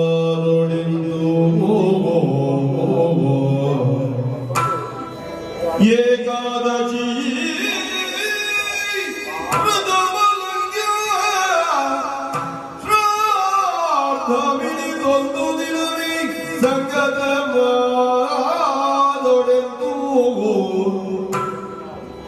ಕರ್ತವ್ಯವೆನೆ ಪೈತೃಕದ ಶೇಷಾಲಮಕ್ರಾಣಿಸಿ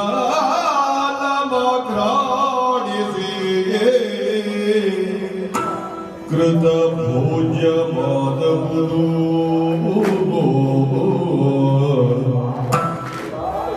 ಪೈತೃಕದ ಶೇಷಾಲ ಆಕ್ರಾಣಿಸಿ ಕೃತ ಭೋಜ್ಯ ನಡುವಿರುಗಡೆದ ವನಿತೆಯ ಒಡಗೂಡಬಹುದು, ನಡುವಿರುಗಡೆದ ವನಿತೆಯ ಒಡಗೂಡಬಹುದು.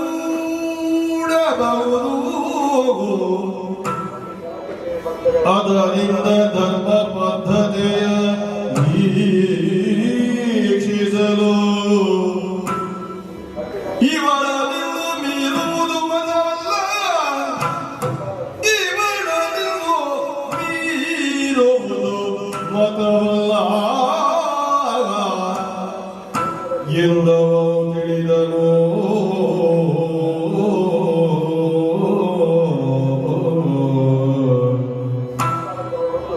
ಸತಿಗೆ ಷೋಡಶದ ಋತು ಸಮಯ,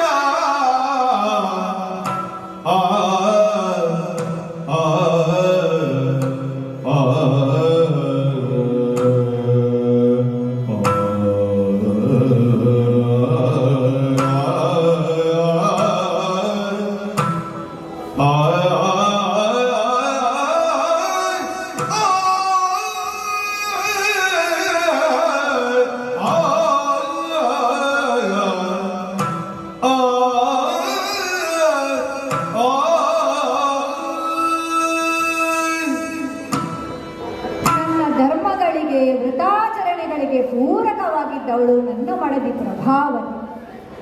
ಈಗ ನಾನು ಕೃಷ್ಣಾರ್ಜುನರೊಡನೆ ಹೋರಾಡಲಿಕ್ಕೆ ಹೊರಟಿದ್ದೇನೆಂದು ತಿಳಿದು ಅದರ ಪರಿಣಾಮವೇನಾಗಬಹುದೆಂದು ಎಂಬುದರ ಬಗ್ಗೆ ಚಿಂತಿತಳಾಗಿದ್ದಾಳೆ. ಅಲ್ಲದೆ ತಾನು ಋತುಸ್ನಾತಿಯಾಗಿ 16ನೆಯ ದಿನ ಪುತ್ರಾಪೇಕ್ಷೆಯ ನೆಲೆಯಿಂದ ಆಕೆಯ ಅಪೇಕ್ಷೆಯನ್ನು ನನ್ನ ಮುಂದಿರಿಸಿದ್ದಾಳೆ. 16ನೆಯ ದಿನ ಅಂತ ಹೇಳಿದ್ರೆ ಪುತ್ರವತಿಯಾಗುವುದಕ್ಕೆ ಅವಳ ಪಾಲಿಗೆ ಅತ್ಯಂತ ಪ್ರಶಸ್ತವಾದ ದಿನ. ಅಂದು ಅವಳ ಬಯಕೆ ಕೈಗೂಡದೆ ಹೋದಲ್ಲಿ ಅವಳ ಫಲವತ್ತಿಕೆಯ ಸಾಮರ್ಥ್ಯಕ್ಕೆ ಅನ್ಯಾಯವೆಸಗಿದಂತಾಗ್ತದೆ. ಅಲ್ಲದೆ ಸುಖಹೀನನಿಗೆ ಕೈವಲ್ಯ ದೊರಕುವುದೇ ಎಂದಳಲ್ಲ. ಈ ನೆಲೆಯಿಂದ ಯೋಚಿಸಿದರೆ ಅವಳ ಕೋರಿಕೆಯನ್ನು ನಿರಾಕರಿಸುವುದು ಸರಿಯಲ್ಲ. ಆದರೆ ಪಿತನಾಜ್ಞೆಯನ್ನೂ ಮೀರುವುದಕ್ಕಾಗುವುದಿಲ್ಲ. ಯಾಕೆಂತ ಹೇಳಿದರೆ ನನ್ನ ಮೇಲಿನ ವಿಶ್ವಾಸದಿಂದಲೇ ನನ್ನನ್ನು ಸೇನಾಧ್ಯಕ್ಷನನ್ನಾಗಿ ಮಾಡಿದ್ದಾರೆ. ಹಾಗೆಯೇ ಹರಿದರ್ಶನವನ್ನೂ ತಪ್ಪಿಸುವಂತಿಲ್ಲ. ನಮ್ಮ ಬಹಳ ವರ್ಷದ ತಪಸ್ಸು ಅದು ಶ್ರೀಹರಿಯನ್ನೂ ಕಾಣುವಂಥದ್ದು. ಹಾಗಾದರೆ ಏನು ಮಾಡೋಣ ಎಂದು ಯೋಚಿಸುತ್ತಾ ಇರುವಾಗ ನನ್ನ ಮನಸ್ಸಿಗೆ ಹೊಳೆದದ್ದು ಹಿರಿಯರು ಸೂಚಿಸಿದ ಒಂದು ಧರ್ಮ ಪದ್ಧತಿಯ ಬಗೆಗಿನ ಧರ್ಮ ಸೂಕ್ಷ್ಮದ ವಿಚಾರ. ಪಿತೃಶ್ರಾರ್ಧ, ಏಕಾದಶಿ ವ್ರತ, ಸತಿಗೆ ಷೋಡಶದ ಋತು ಸಮಯ, ಈ ಮೂರು ಏಕಕಾಲದಲ್ಲಿ ಬಂದರೆ ಸಗೃಹಸ್ಥನಾದವನು ಏನು ಮಾಡಬೇಕು? ಪಿತೃಶ್ರಾರ್ಧದ ಶೇಷಾನ್ನವನ್ನು ಉಣ್ಣಲೇಬೇಕು. ಇದು ಶ್ರಾರ್ಧ ಕರ್ತೃವಿನ ಕರ್ತವ್ಯ. ಹಾಗೆ ಏಕಾದಶಿ ದಿವಸದ ಉಪವಾಸದಲ್ಲಿ ಏನು ಭುಂಜಿಸುವ ಹಾಗಿಲ್ಲ. ಹಾಗೆ ಸತಿಗೆ ಷೋಡಶದ ಋತು ಸಮಯ ಅಂದು, ಆದ್ದರಿಂದ ಅವಳ ಬಯಕೆಯನ್ನು ಅಂದೇ ಈಡೇರಿಸಬೇಕು.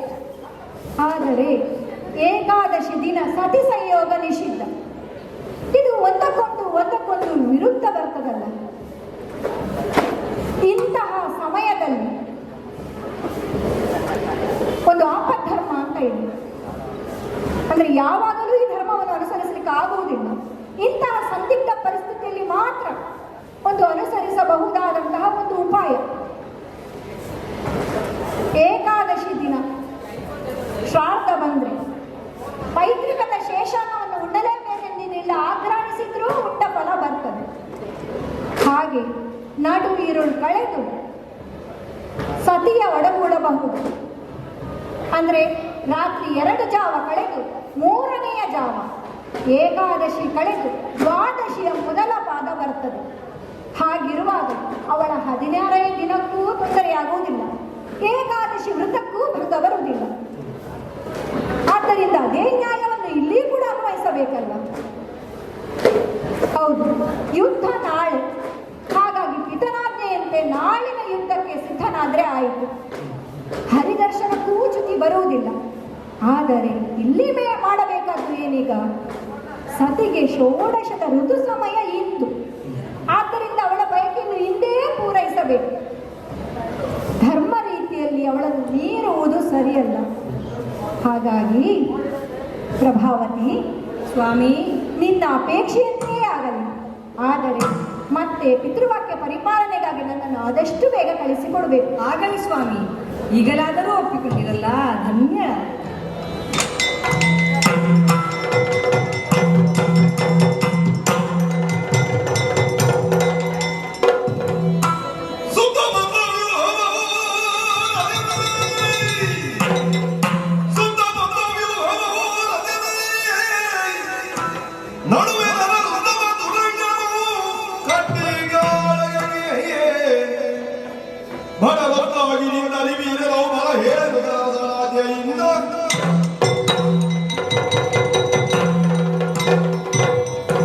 ಪತ್ನಿಯ ಅಪೇಕ್ಷೆಯನ್ನು ಈಡೇರಿಸಿ ಇನ್ನೇನು ರಣಕ್ಕೆ ಹೊರಡಬೇಕು ಅನ್ನುವಷ್ಟರಲ್ಲಿ ಭಟರಿಬ್ಬರು ಬಂದು ನನ್ನನ್ನು ಎಳೆದುಕೊಂಡು ಹೋಗಿ ತಂದೆಯ ಮುಂದೆ ನಿಲ್ಲಿಸಿದರಲ್ಲ.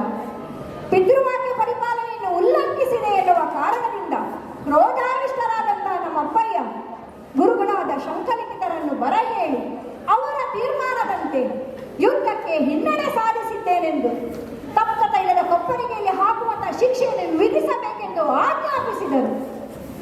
ಪರಿಪರಿಯಾಗಿ ಭಿನ್ನವಿಸಿಕೊಂಡರೂ ಏನೂ ಪ್ರಯೋಜನವಾಗಲಿಲ್ಲ. ಇರಲಿ, ಎಲ್ಲವೂ ಶ್ರೀಹರಿಯ ಇಚ್ಛೆ ಎಂದುಕೊಂಡು ಅವನ ಧ್ಯಾನದಲ್ಲೇ ಇರುವಾಗ ಕೊಟ ಕೊಟ ಕುದಿಯುವ ಎಣ್ಣೆಯಿಂದ ಎಳ್ಳಷ್ಟು ಅಪಾಯವಾಗಲಿಲ್ಲ. ಅಲ್ಲದೆ ಕುದಿಯುತ್ತಿರುವಂತಹ ಎಣ್ಣೆಯು ಅದರ ಬಿಂದುಗಳು ನನ್ನ ಮೈಗೆ ಎರಚಿದರು. ಅದರ ಜ್ವಾಲೆಯು ನನಗೆ ತಾಗದೆ ಪನ್ನೀರನ್ನು ಎರಚಿದಂತೆ ತಂಪಿನ ಅನುಭವವಾಯಿತು. ಇದನ್ನು ಕಂಡಂತಹ ಶಂಖಲಿಖಿತರು ಈತನೇನಾದರೂ ಅಗ್ನಿಸ್ತಂಭನ ವಿದ್ಯೆಯನ್ನು ಕಲಿತಿರಬಹುದೇ ಎಂಬ ಅನುಮಾನದಿಂದ ಆ ಎಣ್ಣೆಗೆ ಎಳನೀರನ್ನು ಸುರಿದರು. ಆ ಎಳನೀರು ಬಿದ್ದೊಡನೆ ಕುದಿಯುವ ಎಣ್ಣೆ ಚಿಟಪಿಟ ಸಿಡಿಯಲು ಪ್ರಾರಂಭವಾಯಿತು. ಹಾಗೆ ಸಿಡಿದಂತ ಎಣ್ಣೆಯ ಬಿಂದುಗಳು ಗುರುಗಳ ಮೈಗೆ ಸೋಕಲು ಅವರಿಗೆ ಉರಿಯತೊಡಗಿತು. ಇದರಿಂದ ಯೋಚಿಸಿದ ಅವರು, ಇದೆಲ್ಲ ಅವನ ಮಾಯಾಜಾಲವಲ್ಲ, ಇದೆಲ್ಲ ಶ್ರೀಹರಿಯ ಕೃಪೆ, ತಾನು ನಿರಪರಾಧಿಗೆ ಶಿಕ್ಷೆ ವಿಧಿಸಿದೆ ಎಂದು ಬೇಸರದಿಂದ ಪಾಪ ಪ್ರಜ್ಞೆಯಿಂದ ತಾವೂ ಆ ಕೊಪ್ಪರಿಗೆಯಲ್ಲಿ ಹಾರಿದರು. ಹೀಗೆ ಹೀಗಿರುವಾಗ ಶ್ರೀಹರಿಯ ಕೃಪೆಯಿಂದ ಅವರಿಗೂ ಏನೂ ತೊಂದರೆಯಾಗಲಿಲ್ಲ. ಈ ವಿಚಾರವನ್ನು ತಿಳಿದಂತಹ ನಮ್ಮ ಅಪ್ಪಯ್ಯ ಬಂದು ನಮ್ಮಿಬ್ಬರನ್ನು ಎಬ್ಬಿಸಿ ನನ್ನನ್ನು ಆನಂದಿಸಿದರು. ಮಗನೇ, ನೀನು ನನಗೆ ಸತ್ಯ ದರ್ಶನವನ್ನು ಮಾಡಿಕೊಟ್ಟೆ, ಇನ್ನು ನೀನು ಕೃಷ್ಣ ದರ್ಶನವನ್ನು ನಮಗೆ ಮಾಡಿಕೊಡಬೇಕಾಗಿದೆ. ಹಾಗಾಗಿ ಕೃಷ್ಣಾರ್ಜುನರೊಡನೆ ಹೋರಾಡಿ ರಣದಲ್ಲಿ ಅವರನ್ನು ಅರ್ಚಿಸಿ ಮೆಚ್ಚಿಸಿ ಮಣಿಸಿ ಇಲ್ಲಿಗೆ ಕರೆದುಕೊಂಡು ಬಾ, ನಿನಗಾಗಿ ನಾವಿಲ್ಲಿ ಕಾಯ್ತಾ ಇರ್ತೇವೆ ಅನ್ನುವಂತೆ ಆಶೀರ್ವದಿಸಿ ರಣರಂಗಕ್ಕೆ ಕಳುಹಿಸಿಕೊಟ್ಟರು. ಹಾಗೆಯೇ ಗುರುಗಳಿಂದ ಆಶೀರ್ವಾದವನ್ನು ಪಡೆದು ತಂದೆಯಿಂದ ರಣವೀರ್ಯವನ್ನು ಪಡೆದು ಸೇನಾ ಪಡೆಗಳೊಂದಿಗೆ ರಣಕ್ಷೇತ್ರಕ್ಕೆ ಬಂದಿದ್ದೇನೆ. ಸೇನಾ ರಕ್ಷಣೆಗಾಗಿ ಸುತ್ತಲೂ ಪದ್ಮವ್ಯೂಹವನ್ನು ರಚಿಸಿದ್ದೇನೆ. ಅದರ ಸುತ್ತಲೂ ಭಟರನ್ನು ನಿಲ್ಲಿಸಿದ್ದೇನೆ. ಆ ಪದ್ಮವ್ಯೂಹದ ಕೇಂದ್ರ ಬಿಂದುವಿನಲ್ಲಿ ಯಜ್ಞಾಶ್ವವನ್ನು ನಿಲ್ಲಿಸಿದ್ದೇನೆ. ಯಜ್ಞಾಶ್ವವನ್ನು ಕಟ್ಟಿ ಅದರ ಮೂಲಕ ಯಜ್ಞ ದೇವನನ್ನು ಕಾಣಬೇಕೆಂಬುದು ನನ್ನ ಉದ್ದೇಶ. ಅದರ ರಕ್ಷಣೆಗಾಗಿ ವೀರ ಭಟರನ್ನೂ ನಿಲ್ಲಿಸಿದ್ದೇನೆ. ಅರ್ಜುನಾದಿಗಳು ಆ ದುರ್ಗವನ್ನು ಬಿಡಿಸಿಕೊಳ್ಳಬೇಕು ಅಂತಾದ್ರೆ ವ್ಯೂಹವನ್ನು ಭೇದಿಸಿ ಭಟರನ್ನು ಎದುರಿಸಿ ಬರಬೇಕಾಗುತ್ತದೆ. ಹಾಗಾಗಿ ಅವರೊಡನೆ ಯುದ್ಧಕ್ಕೆ ಸಿದ್ಧರಾಗಿದ್ದೇವೆ ಎನ್ನುವಂತಹ ನಿಮಂತ್ರಣವನ್ನು ಭಟರ ಮೂಲಕ ಕಳುಹಿಸಿದ್ದಾಗಿದೆ. ಯಾರು ಬರ್ತಾರೆ, ಬರಲಿ ನೋಡೋಣ.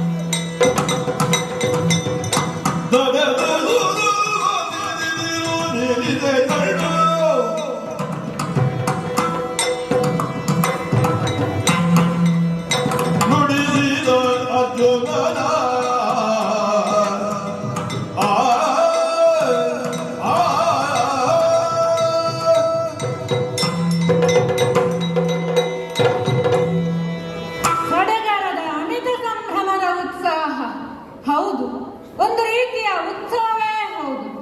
ಉತ್ಸವ ಪ್ರಿಯ ಕಲು ಮನುಷ್ಯ ಎನ್ನುವ ಮಾತೊಂದಿದೆ. ನಿತ್ಯವಾಗಿ ನಡೆಯುವಂತಹ ಯಾವೆಲ್ಲ ಕಾರ್ಯವಿಧಿಗಳಿದೆಯೋ ಅದಕ್ಕಿಂತ ಭಿನ್ನವಾಗಿ ನಡೆಯುವುದೇ ಉತ್ಸವ. ಕೆಲವರಿಗೆ ಸಾಂಸಾರಿಕವಾಗಿ ನಡೆಯುವಂತಹ ನಾಮಕರಣ, ಮದುವೆ, ಮುಂಜಿ ಇತ್ಯಾದಿಗಳ ಉತ್ಸವ. ಇನ್ನು ಕೆಲವರಿಗೆ ಧಾರ್ಮಿಕ ವಿಧಿ ವಿಧಾನಗಳಾದಂತಹ ಯಜ್ಞ ಯಾಗಾದಿಗಳು, ಬ್ರಹ್ಮಕಲಶಾದಿಗಳ ಉತ್ಸವ. ಆದರೆ ನಮ್ಮಂತಹ ಕ್ಷತ್ರಿಯರಿಗೆ ಯುದ್ಧವೇ ಉತ್ಸವ. ಸೋಮಕುಲದ ಅತ್ಯಂತ ಶ್ರೇಷ್ಠ ಮನೆತನದಲ್ಲಿ ಜನಿಸಿದ ಪಾಂಡು ಚಕ್ರವರ್ತಿಯ ಸುತನಾದಂತಹ ನಾನು ಅರ್ಜುನ ಎಂಬ ನಾಮಾಂಕಿತದಿಂದ ಲೋಕದಲ್ಲಿ ಪ್ರಸಿದ್ಧನಾಗಿದ್ದೇನೆ. ಇಂದ್ರನ ಅಂಶ ಸಂಭೂತನೂ ಹೌದು. ತಾಯಿ ಕುಂತಿದೇವಿಯ ಗರ್ಭವನ್ನು ಪಾವನಗೊಳಿಸಿದಂತಹ ಮಧ್ಯಮ ಪಾಂಡವ ಎಂದು ಜನರು ನನ್ನನ್ನು ಕೊಂಡಾಡುತ್ತಾರೆ, ಗೌರವಿಸುತ್ತಾರೆ.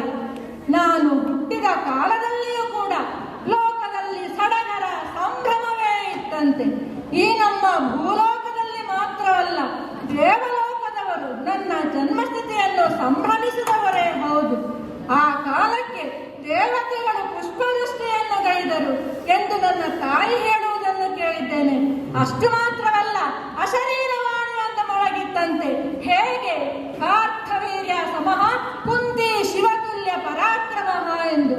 ಅಂದರೆ ಕಾರ್ಥವೀರ್ಯನಿಗೆ ಸಮಬಲನಾಗುತ್ತಾನೆ, 3 ಲೋಕದಲ್ಲೂ ಪರಾಕ್ರಮಿಯಾಗುತ್ತಾನೆ ಎಂದು.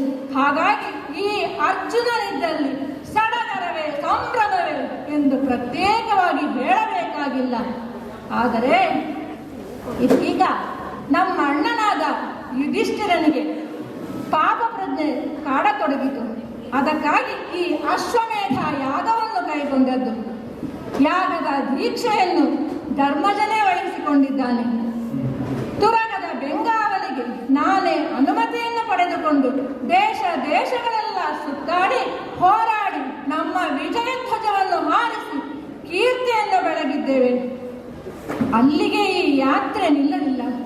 ಮಖಾಶ್ವದ ಹಿಂದೆ ಹಿಂದೆಯೇ ಬಂದಂತಹ ನಾವು ಇದೀಗ ತಲುಪಿದಂತಹ ಪ್ರದೇಶವೇ ಚಂಪಕಾಪುರ. ಇಲ್ಲಿ ಬಂದು ನೋಡಿದರೆ ಬಹಳ ಆಶ್ಚರ್ಯ ಕಾಣುತ್ತಿದೆಯಲ್ಲ. ಇಲ್ಲಿಯ ಭೂಪಾಲನ ಮಗ ನಮ್ಮ ಸೇನೆಯೊಂದಿಗೆ ಹೋರಾಡಿ ಮಖಾಶ್ವವನ್ನು ಕಟ್ಟಿ ಹಾಕಿದ್ದಾನಂತೆ. 20 ಮೀರದ ಪೋರನಂತೆ ಆ ಹುಡುಗ. ನಮ್ಮ ಸೇನೆಯಲ್ಲಿ ಬಲಿಷ್ಠರಾದಂತಹ ನೀಲಧ್ವಜ, ವಿಷಕೇತು, ಪ್ರದ್ಯುಮ್ನರಂತವರನ್ನೆಲ್ಲ ಧರಾಶಾಹಿಗೊಳಿಸಿದ್ದಾನೆಂದಾದರೆ ಆ ವೀರ ಕುಮಾರನ ಪೌರುಷವನ್ನು ಮೆಚ್ಚಲೇಬೇಕು. ಆ ಕ್ಷತ್ರಿಯ ಕುಮಾರ ಯಾರಿರಬಹುದು ಎಂದು ನೋಡುವುದಕ್ಕಾಗಿ ಮನಸ್ಸು ಹಾತೊರೆಯುತ್ತಿದೆ. ಆತನೊಂದಿಗೆ ಯುದ್ಧವನ್ನು ಮಾಡಬೇಕೆಂಬ ಹುಮ್ಮನಸ್ಸು ಉಂಟಾಗುತ್ತಿದೆ. ಸಂಭ್ರಮದ ಯುದ್ಧಕ್ಕೆ ನಾನೇ ಮುಂದಾಗಿ ಹೋಗಬೇಕು. ಇನ್ನು ತಡೆ ಮಾಡೋದು ಸರಿಯಲ್ಲ. ಗಾಂಧೀವವನ್ನು ಧರಿಸಿದ್ದೇನೆ, ಏರಿದ್ದೇನೆ ರಥವನ್ನು. ಘೋಷಕಗಳ ಕರಪುಟ ಧ್ವನಿಯೊಂದಿಗೆ, ಯೋಧಾದಿಗಳ ಜಯಘೋಷದೊಂದಿಗೆ, ಆಂಜನೇಯನ ಅಧಿಷ್ಠಾನದೊಂದಿಗೆ ಮುಂದುವರಿಯುತ್ತಾ ಸುಧನ್ವನ ಸಮ್ಮುಖದಲ್ಲಿ ರಥವನ್ನು ನಿಲ್ಲಿಸುತ್ತೇನಂತೆ.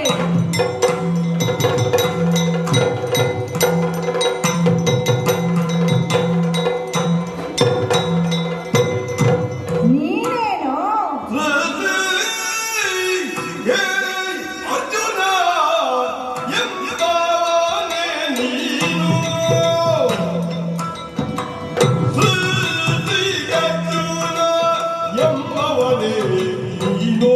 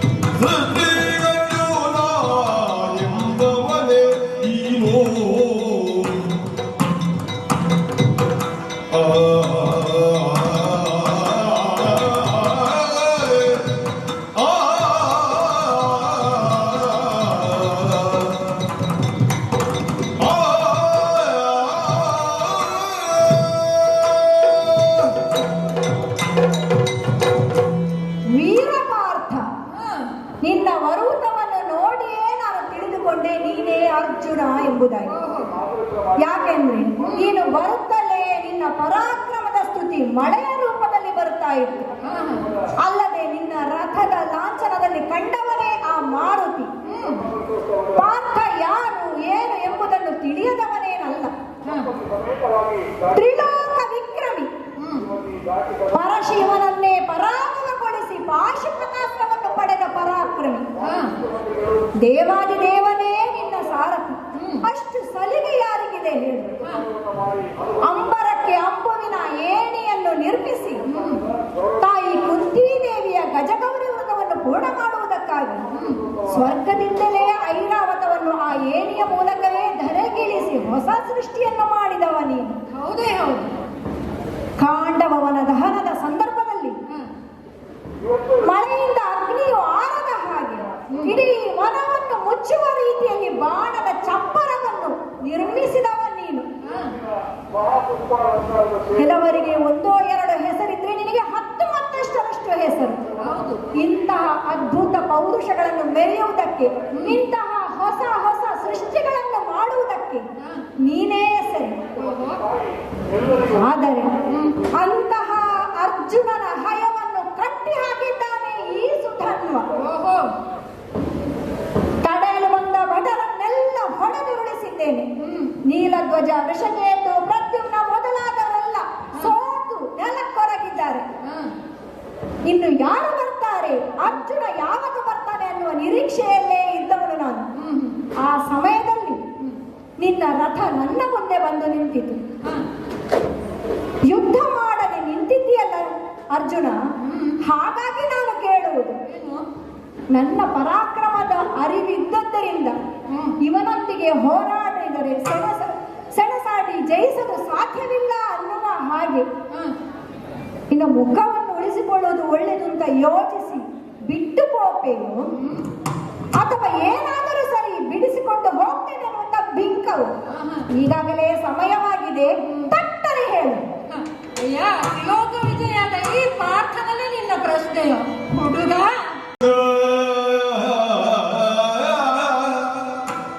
ಹುಡುಗ ನೀನು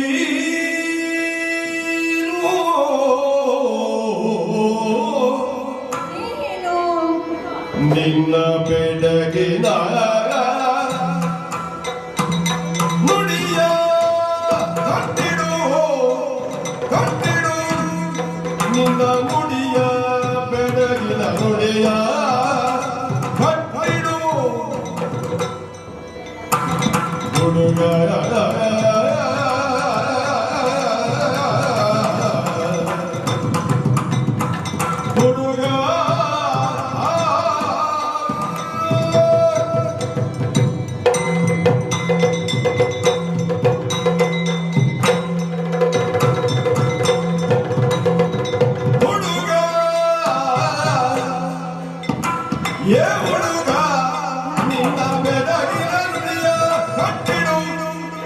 ನಿನ್ನ ಬೆಡಗಿನ ನೋಡೆಯ ಕಟ್ಟಿಡು,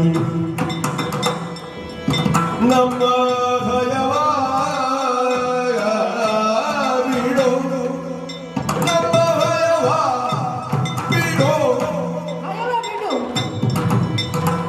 ಹುಡುಗ ನೀನು ನಿನ್ನ ಬೆಡಗಿನ ನುಡಿಯ ಕಟ್ಟಿಡು, ನಮ್ಮ ಭಯವ ಬಿಡು.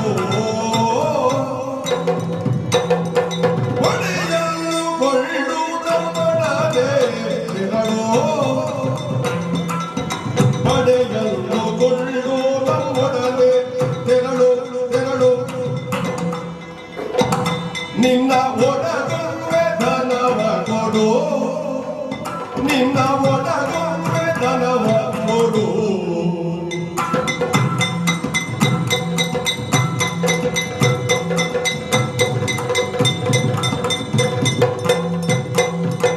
ಹೊಡೆಯುವುದು ನಮ್ಮೊಡನೆ ಬಿರಳು, ನಿನ್ನ ಒಡಗುವೆ ಧನವ ಕೊಡು.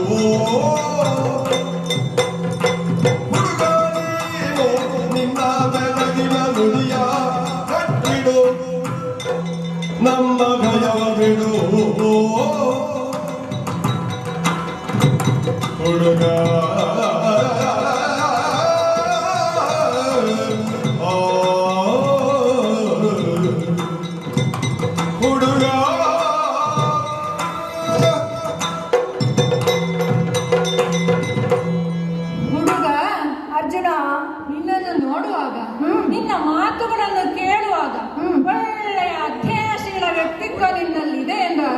ಅರ್ಥೈಸಿಕೊಂಡೆ.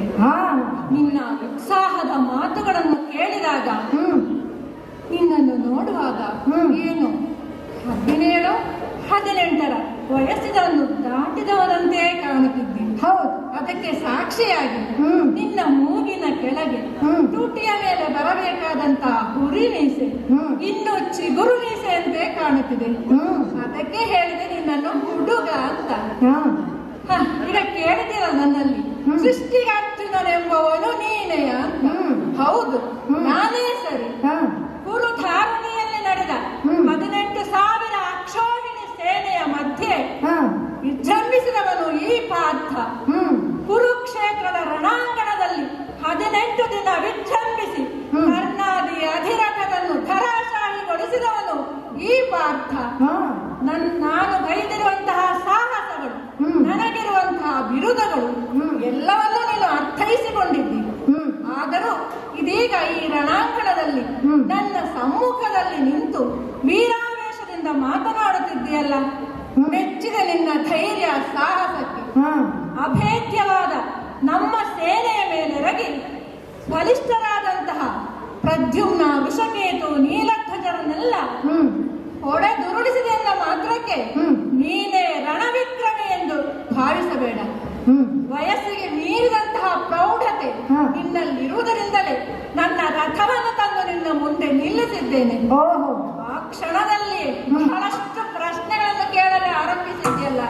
ಹೇಗೆ ಅನೇಕ ರಾಜ್ಯಗಳಲ್ಲಿ ಸುತ್ತಾಡಿ ವಿಕ್ರಮವನ್ನು ಮೆರೆದು ಬಂದಂತಹ ಈ ಪಾರ್ಥನಲ್ಲಿ ನಿನ್ನ ಪಂಥಾಹ್ವಾನವು, ಅಖಂಡ ಆರ್ಯಾವರ್ತದ ಭೂಭುಜರನ್ನು ಗೆದ್ದು ಬಂದ ಈ ಪಾರ್ಥ ಇದೀಗ ಇಲ್ಲಿ ಹಯವನ್ನು ಬಿಟ್ಟು ಹೋಗುವುದಕ್ಕಾಗಿ ಎಲ್ಲ ಬಂದದ್ದು, ಮತ್ತೆ ಪರಾಕ್ರಮದಿಂದ ಬಿಡಿಸಿಕೊಂಡು ಹೋಗುವುದಕ್ಕಾಗಿ ಬಂದದ್ದು. ಭಲೆ ಹುಡುಗ, ರಣರಂಗದಲ್ಲಿ ಎದುರಾಳಿಯನ್ನು ಕಂಡ ತಕ್ಷಣವೇ ಹೊಡೆದುರುಳಿಸಬೇಕೆಂಬ ನಿರೀಕ್ಷೆ ಈ ಪಾರ್ಥನದ್ದಲ್ಲ. ಮಗು, ಯಥಾರ್ಥವಾಗಿ ಹೇಳಬೇಕಾದರೆ ಈ ಚಂಪಕಾ ನಗರದಲ್ಲಿ ತುರಗ ಬಂಧನವಾದಿತ್ತೆಂದು ನಾನು ಯೋಚಿಸೇ ಇರಲಿಲ್ಲ. ಯಾಕೆ ಗೊತ್ತಾ? ಯಾಕೆ? ಪರಮ ಭಕ್ತರನ ವೈಷ್ಣವರ ನಾಡಿದು. ಹಾಗಾಗಿ ಇಲ್ಲಿ ಇತ್ತಂಡಗಳಿಗೂ ಜಯವಾಗಬೇಕೆಂಬುದೇ ನನ್ನ ನಿರೀಕ್ಷೆ.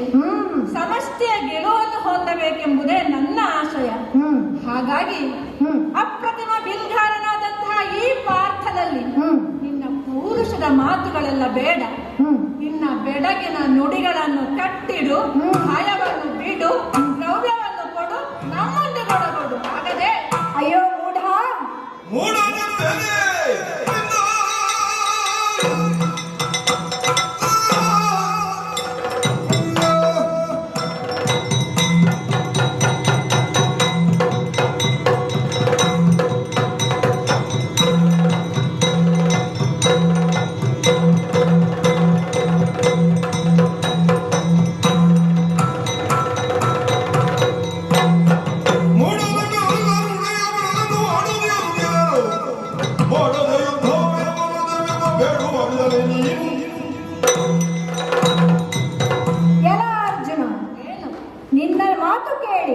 ನಿನ್ನ ಪೌರುಷದ ಬಗ್ಗೆ ನಾನು ಕೇಳಿದ್ದು. ಸ್ತುತಿ ಪಾಠಕರು ನಿನ್ನ ಸ್ತುತಿಯ ಪರಾಕ್ರಮದ ಗಾಯನವನ್ನು ಪಾಡಿದ್ದೆಲ್ಲ ಸುಳ್ಳು ಅಂತ ನನಗನಿಸ್ತಾ ಉಂಟು. ಧನುರ್ವಿದ್ಯೆಯನ್ನು ಕಲಿಯುವಂತಹ ಸಂದರ್ಭದಲ್ಲಿ ಧನುವನ್ನು ಮುಟ್ಟಬೇಕಿದ್ರು ಅರ್ಜುನನನ್ನು ಸ್ಮರಿಸಿಯೇ ಮುಟ್ಟಬೇಕು ಅನ್ನುವಷ್ಟರ ಮಟ್ಟಿಗೆ ನಿನ್ನ ಕೀರ್ತಿ ಸಾಧಿಸಿದವನು ನೀನು. ಅಂತಹುದರಲ್ಲಿ ಈಗ ನೀನು ಹೀಗೆ ಮಾತನಾಡ್ತಾ ಇದ್ದೀಯಲ್ಲ, ನೀನು ಏನೂ ಅಲ್ಲ ಎನ್ನುವ ಹಾಗೆ ತಿಳಿದಂತ ಮೂರ್ಖ ನಾನಲ್ಲ. ಆದರೆ ನಿನ್ನ ಮಾತುಗಳನ್ನು ಕೇಳಿ ಇನ್ನು ಯುದ್ಧವೇ ನಡೆದಿಲ್ಲ, ಸೋಲು ಗೆಲುವುಗಳ ನಿರ್ಣಯವೇ ಆಗಲಿಲ್ಲ. ಕ್ಷತ್ರಿಯನಾದ ನಾನು ಅದರ ಒಕ್ಕಣೆಯನ್ನು ಕಂಡು ನಮ್ಮಯ್ಯ ಕಟ್ಟಿಸಿದ್ದಕ್ಕಾಗಿ ಆ ಮೂಲಕ ನಿನ್ನಲ್ಲಿ ಯುದ್ಧಗೈದಿಗಲು ಬಂದಿದ್ದೇನೆ. ಆದರೆ ನೀನೀಗ ನೋಡಿದರೆ ಹಯವನ್ನು ಬಿಡು, ದ್ರವ್ಯ ಕೊಡು, ನಮ್ಮೊಡನೆ ತೆರಳು ಅಂತ ಹೇಳ್ತಾ ಇದ್ದೆ. ದ್ವಿಜರು ಬೇಡಿದ ಯಾಚಿಸಿದ ಹಾಗೆ ನೀನು ಯಾಚಿಸ್ತಾ ಇದ್ದೀಯಲ್ಲ. ಅಲ್ಲ, ದ್ವಿಜರು ಯಾಚಿಸುವುದು ಅಂತ ಹೇಳಿದ್ರೆ ದಾನ ಪಡೆಯುವುದು ಅಂತ ಅರ್ಥ. ದ್ವಿಜರಿಗೆ ದಾನ ಪಡೆಯುವುದು ಭೂಷಣ, ಕ್ಷತ್ರಿಯರಿಗೆ ಕೊಡುವುದು ಭೂಷಣ. ನೀನು ನೋಡಿದ್ರೆ ಹೀಗೆ ಪಡೆಯುವ ಒಂದು ವ್ಯವಸ್ಥೆಯಲ್ಲಿ ಇದ್ದಿ. ನಿನ್ನನ್ನೇ ಒಂದು ಪೌರುಷದ ಆದರ್ಶವನ್ನಾಗಿ ಇಟ್ಟುಕೊಂಡು ನಾನು ಅದನ್ನು ಪರಿಪಾಲಿಸಬೇಕು ಕಣ್ಣೀರಿಸ್ತಾ ಇದೆಯಲ್ಲ, ಹಾಗಾದ್ರೆ ಇದು ನಿನ್ನ ಮೂಢತನವು. ಏನು ಅಯ್ಯ, ಭಯವನ್ನು ಬಿಡು ಎಂದ ಮಾತ್ರಕ್ಕೆ ಹಾ. ನನ್ನನ್ನು ಯಾಚಿಸುವ ದ್ವಿಜನೆ ಅಂತ ಅಪಹಾಸ್ಯದ ಮಾತುಗಳನ್ನು ಆಡುತ್ತಿದೆಯಲ್ಲ. ಹಾಗಾದರೆ ಏನು, ನಿನ್ನೊಂದಿಗೆ ಯುದ್ಧ ಮಾಡೋದಕ್ಕೆ ನನಗೆ ಸಾಮರ್ಥ್ಯ ಇಲ್ಲ ಅಂತ ಭಾವಿಸಿದ್ಯಾ? ಮತ್ತಿನ್ನೇನು? ನನ್ನ ಮೇಲಿಂದ ಮೇಲೆ ಚಿಗುರು ನಿಂತ ಗರಿಗೆ ಹುಲ್ಲನ್ನು ನೋಡಿದಾಗ ಬಹಳ ಕೋಮಲವಾಗಿ ಕಾಣಿಸುತ್ತದೆ. ಆದರೆ ಅದನ್ನು ಕೀಳಲು ಹೋದಾಗಲೇ ಅರಿವಾಗುವುದು ಅದು ಎಷ್ಟು ಆಳಕ್ಕೆ ಬೇಗುವುದಿದೆ ಅಂತ. ಹಾಗೆ ಯಾವುದನ್ನೇ ಆಗಲಿ ಮೇಲಿಂದ ಮೇಲೆ ನೋಡಿದಾಕ್ಷಣ ತೀರ್ಮಾನಿಸಕೂಡದು. ಹೇಳಿದೆಯಲ್ಲ ಅಂತ ನಿಜನಾಗಿ ಯಾಚಿಸುವ ದ್ವಿಜನೆ ಅಂತ ಹೇಳ್ತಾ ಇದೆಯಲ್ಲ. ದ್ವಿಜನು ಯಾಚಿಸುವುದಕ್ಕೂ ಒಂದು ವಿಧಾನ ಅಂತ ಉಂಟು, ಬೇರೆ ಬೇರೆ ವಿಧಾನಗಳುಂಟು. ಆದರೆ ಅದರ ವಿನಿಯೋಗಿಸುವಂತಹ ಒಳಗಿನ ಮರ್ಮ ಏನು ಅಂತ ನೀವು ತಿಳಿದುಕೊಳ್ಳಬೇಕಷ್ಟೇ. ಯುದ್ಧಕ್ಕಾಗಿ ಅಲ್ಲ, ಮತ್ತೆ ಯುದ್ಧಕ್ಕಾಗಿ ಮಾತ್ರ ಅಲ್ಲ ಯಾಚಿಸುವುದು, ಧರ್ಮ ರಕ್ಷಣೆಗಾಗಿ, ಧರ್ಮ ಕಾರ್ಯಗಳಿಗಾಗಿ, ಯಜ್ಞ ಕಾರ್ಯಗಳಿಗಾಗಿ ಯಾಚಿಸುವುದರಲ್ಲಿ ತಪ್ಪೇನೂ ಇಲ್ಲ ಅಂತ ಹಿರಿಯರೇ ಹೇಳಿದ್ದಾರೆ. ಹಾಗಾಗಿ ನಿನ್ನಲ್ಲಿ ಹೇಳ್ತಾ ಇದ್ದೇನೆ, ಇಲ್ಲೀಗ ಯುದ್ಧ ಮಾಡುವುದು ಧರ್ಮ ಅಲ್ಲ ಅಂತ. ಯಾಕೆ ಬಲ್ಲೆಯ?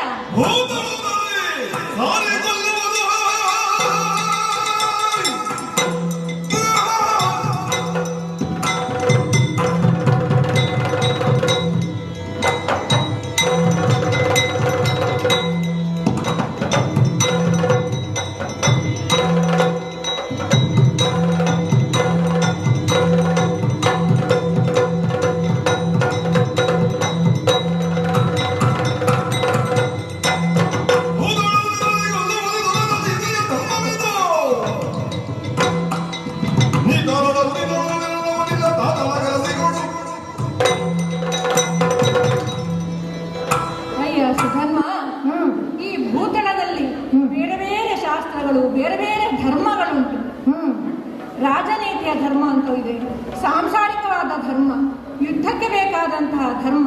ಹೀಗೆ ನೀನೀಗ ಯಾವುದೇ ಶಾಸ್ತ್ರ ಧರ್ಮಗಳನ್ನು ತಿಳಿಯದೆ ಏಕಾಏಕಿಯಾಗಿ ಬಂದು ಪೆಟ್ಟೊಂದು ತುಂಡಾಡು ಮಾಡುತ್ತೇನೆ ಅಂತ ಹೇಳುವುದು ಅದು ಧರ್ಮವಲ್ಲ, ನೀತಿಯೂ ಅಲ್ಲ.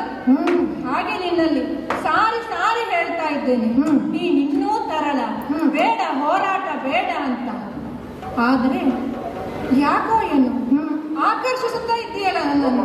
ನಾನೇ? ಹೌದು. ಯಾಕೆ? ಯಾಕೆ ಬಲ್ಲೆ? ನಿನ್ನ ನೋಟ, ನಿನ್ನ ನುಡಿ, ನಿನ್ನ ನಡೆ ಎಲ್ಲವೂ ನನ್ನನ್ನು ಆಕರ್ಷಿಸುತ್ತಾ ಇದೆ. ಯಾಕೆಂದರೆ ನನಗೂ ನಿನ್ನಂಥ ಒಬ್ಬ ಮಗ ಇದ್ದ, ವೀರ ಅಭಿಮನ್ಯು ಎಂದು ಲೋಕವೇ ಆತನನ್ನು ಕೊಂಡಾಡುತ್ತಿತ್ತು. ಎಂತಹ ವೀರ, ಎಂತಹ ಶೂರ, ಎಂತಹ ಪರಾಕ್ರಮಿ, ಅವನನ್ನೇ ನಿನ್ನಲ್ಲಿ ಕಾಣ್ತಾ ಇದ್ದೇನೆ.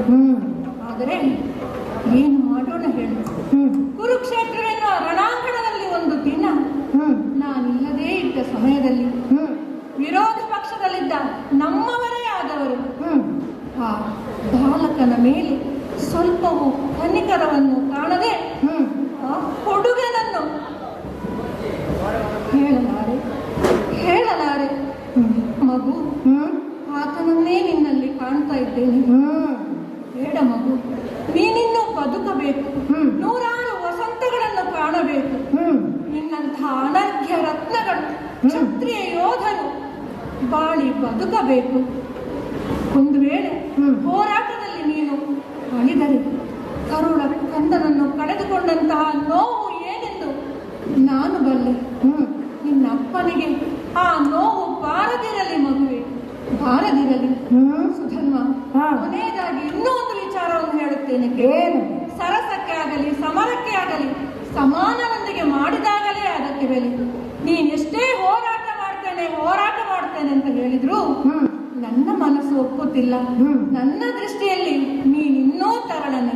ಹಾಗಾಗಿ ಹೇಳಿದ್ದು, ನೀನು ಅರಮನೆಗೆ ತೆರಳು, ನಿನ್ನ ತಾತನನ್ನು ಕಳಿಸಿಕೊಡು, ಆತನೊಂದಿಗೆ ಈಗಲೇ ಈ ಕ್ಷಣವೇ ಯುದ್ಧಕ್ಕೆ ಸಿದ್ಧನಿದ್ದೇನೆ. ಹೋಗು ಸುಧನ್ವ, ಹೋಗು, ಬದುಕಿಕೋ. ಏನಂದೆ? ನಾನು ತರಳ, ಎಳೆಯವ, ಅಭಿಮನ್ಯುವಿನ ಹಾಗೆ. ನೀನು ಹಾಗೆ ಹೇಳಿ ನನ್ನ ಮನಸ್ಸನ್ನು ಯುದ್ಧದಿಂದ ವಿಮುಖನನ್ನಾಗಿಸುವ ತಂತ್ರವೋ ನಿನ್ನದು? ಏನು? ರನ್ನದ ಉಪ್ಪರಿಗೆಯನ್ನು ಏರದರಿದವ ಮೇರವನ್ನು ಬಯಸುವಂದದಿ. ನಿನ್ನ ಸ್ಥಿತಿ ಹೀಗಾಯಿತಲ್ಲ. ನನ್ನ ಬಗೆಗಿನ ವಿಶ್ವಾಸದಿಂದಲೇ ನನ್ನನ್ನು ಸೇನಾಧ್ಯಕ್ಷನನ್ನಾಗಿ ಮಾಡಿದ್ದಾರೆ ನಮ್ಮ ಅಪ್ಪಯ್ಯ.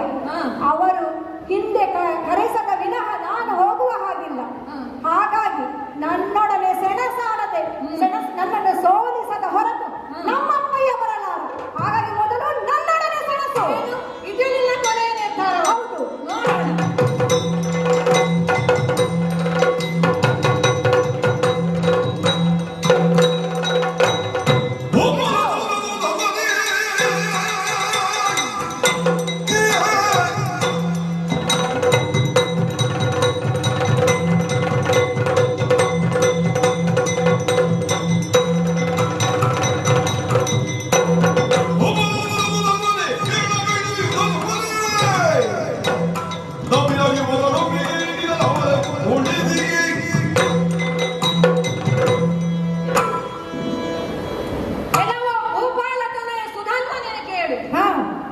ಇದುವರೆಗೂ ನಿನ್ನನ್ನು ತರಣ ತರಣ ಅಂತ ಭಾವಿಸಿ ಮಾತನಾಡಿದರೆ ಇದೀಗ ನನ್ನನ್ನು ಕೆರಳಿಸಿ ಅರ್ಜುನನ ಆಗುವ ಹಾಗೆ ಮಾಡಿದ್ದೆ.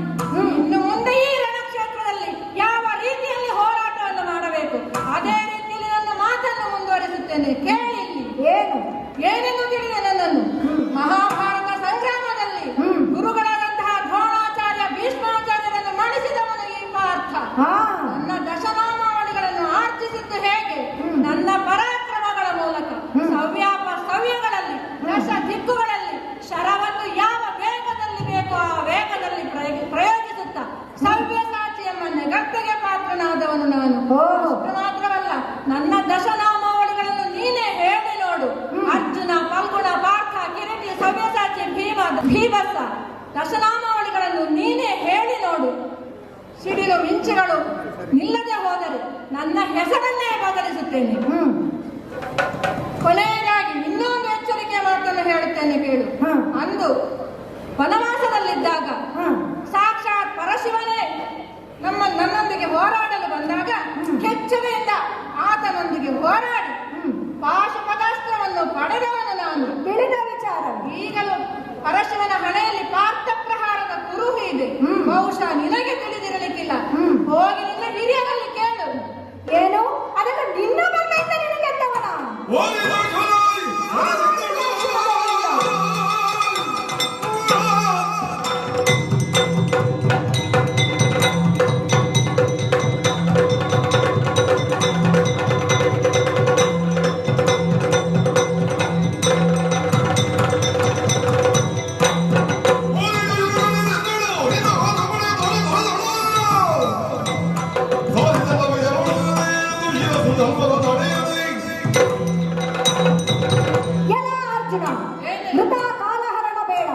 ಏನಂದೆ ನೀನು? ದ್ರೋಣಾದಿಗಳನ್ನು ಗೆದ್ದವ, ಕೌರವಾದಿಗಳನ್ನು ಗೆದ್ದವ, ಶಿವನನ್ನು ಮಣಿಸಿದವ.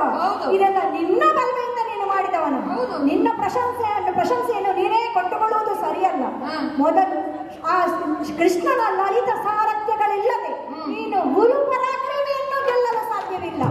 ಹಾಗಾಗಿ ಆ ಹರಿಯ ಅನುಗ್ರಹಕ್ಕಾಗಿ ನನ್ನನ್ನು ಸೆಣಸಡಬೇಕಿದ್ರು ಆ ಹರಿಯ ಅನುಗ್ರಹ ಬೇಕು. ಅದಕ್ಕಾಗಿ ಅವನನ್ನು ಕರೆಸು, ನನ್ನನ್ನು ಸೋಲಿಸು, ನೋಡೋಣ. ಏನು? ಶ್ರೀಕೃಷ್ಣನ ಸಾರಥ್ಯವಿದೆ ನಾನು ಏನು ಸಾಧನೆ ಮಾಡಿಲ್ಲ ಅಂತ ನೀನು ಹೇಳುವುದು? ಎಷ್ಟು ಪ್ರಕರಣ ಬೇಕು ಕೇಳಿಲಿ. ಹಿಂದೊಮ್ಮೆ ನಮ್ಮ ಗುರುಗಳಾದಂತಹ ದ್ರೋಣಾಚಾರ್ಯರು ದ್ರುಪದನ ಬಂಧನವನ್ನು ಬಯಸಿದಾಗ ಎಲ್ಲರಿಗಿಂತಲೂ ಮುಂದಾಗಿ ಹೋಗಿ ಆತನೊಂದಿಗೆ ಹೋರಾಡಿ ಆತನನ್ನು ಹೆಡಮೂರಿ ಕಟ್ಟಿ ಧರಧರನೆ ಎಳೆ ತಂದು ಗುರುಗಳ ಪಾದಗಳಿಗೆ ಒಪ್ಪಿಸಿದವನು ನಾನು. ಆಗ ಎಲ್ಲಿದ್ದ ಕೃಷ್ಣ ಹೇಳು? ಇನ್ನೊಂದು ಪ್ರಕರಣವನ್ನು ಹೇಳುತ್ತೇನೆ ಕೇಳು. ಇನ್ನೊಮ್ಮೆ ವಿರಾಟನ ಅರಮನೆಯಲ್ಲಿ ಗೋಗ್ರಹಣದ ಸಂದರ್ಭದಲ್ಲಿ ಕೌರವಾದಿ ಸೇನೆಯೊಂದಿಗೆ ಹೋರಾಡಿ ಗೋವುಗಳನ್ನು ಬಿಡಿಸಿಕೊಂಡು ಬಂದವನು ನಾನು. ಆಗ ಎಲ್ಲಿದ್ದ ಕೃಷ್ಣ? ನಿನ್ನಂತವನು ಹೇಳುವುದಷ್ಟೇ, ಕೃಷ್ಣ ಇದ್ದಲ್ಲಿ ಮಾತ್ರ ಪಾರ್ಥ, ಇಲ್ಲದ್ರೆ ವ್ಯರ್ಥ ಅಂತ. ಏನು ಹೇಳಿದೆ? ವಾರಜಾಕ್ಷನನ್ನು ಕರೆಸಬೇಕೆ? ನಿನ್ನಂತಹ ಬಾಲಕನೊಂದಿಗೆ ಹೋರಾಡುವುದಕ್ಕಾಗಿ ವಾರಜಾಕ್ಷನ ಅಗತ್ಯವಿಲ್ಲ. ನನ್ನ ಭಕ್ತಳಿಗೆಲ್ಲಿರೋ ಒಂದು ಸಣ್ಣ ಶರ ಸಾಕು. ಮಾಡೋಣ, ಸಾಧ್ಯವಿದೆ.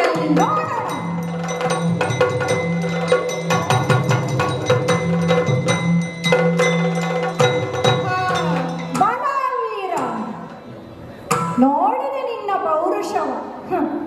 ನಿನ್ನ ಪೌರುಷವನ್ನು ಮೆಚ್ಚಿದೆ. ಆದರೆ ಈ ಚಂಪಕಾವತಿಯ ಹುಡುಗನ ಮುಂದೆ ಸೋತು ನೆಲ ಕೊರಗಿದೆಯಲ್ಲಯ್ಯ. ಏನು? ಶಿವನನ್ನು ಮಣಿಸಿದವ ನೀನು, ವೀರಾದಿ ವೀರರನ್ನು ಜಯಿಸಿದವ ನೀನು. ಎಲ್ಲಿ ಹೋಯಿತು ನಿನ್ನ ಪರಾಕ್ರಮ? ಈಗಲಾದ ನಿನ್ನ ಸಾರಥಿಯಾದ ಸಾತ್ಯಕಿಯೂ ಮಣಿದು ಹೋದನಲ್ಲ. ನೋಡು, ಇನ್ನಾದರೂ ನೀನು ಕೃಷ್ಣನನ್ನು ಭರಿಸದಿದ್ದರೆ ಬೇರೆ ವಿಧಿ ಇಲ್ಲ. ಕರೆಸುವ ಕೃಷ್ಣನನ್ನು. ಏನಾಗಿ ಹೋಯಿತು?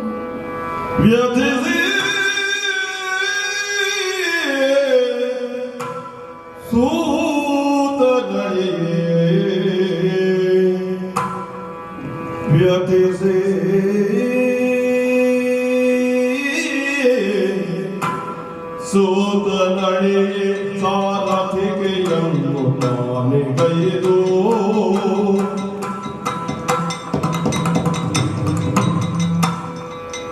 ಯತಿಸೂದನಡಿಗೆ ಸಾರಥಿಗೆ ಎಂದು ತಾನೆ ಗೈದು ರತುಳ ಬಲ ಕಿರೀಟಿ ಮಗ ರಥದಿ ಗಜರುತ ರತುಳ ಬಲ ಕಿರೀಟಿ ಮಗ ರಥದಿ ಗಜರುತೆಂದ ಇವನ ಮತೆ ಸಮಿರಲು ಗಂಧ ಎನ್ನ ಪ್ರಭೆಯು ಪಡೆದುದು ಎನ್ನ ಪ್ರಭೆಯು ಪಡೆದುದು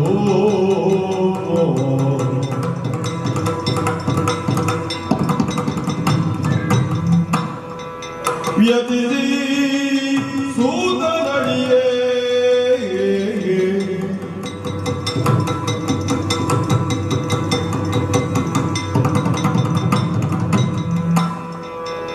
ದೇವಕೃಷ್ಣ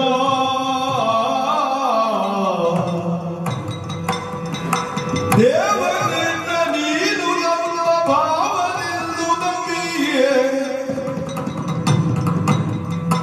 ಜಗದೀ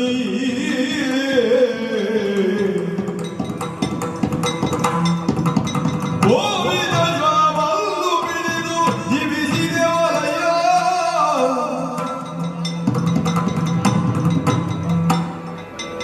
ಗೋವಿಂದ ಜಾಮಲ್ಲು ಬಿಡಿದು ಜೀವಿಸಿದೆವರಯ್ಯ ಮುಂದಿಲ್ಲಿ ವಿರೋಧಿಯೊಡನೆ ಕಾದಲಾದ ಬಲಿಯೊಳು ಮುಂದಿಲ್ಲಿ ವಿರೋಧಿಯೊಡನೆ ಕಾದಲಾವ ಬಲಿಯೊಳು ಕಾದಲಾವ ಬಲಿಯೊಳು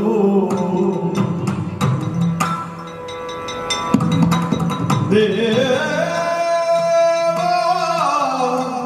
ಕೃಷ್ಣ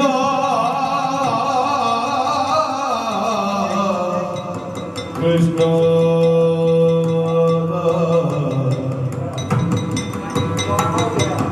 ದೇವಾ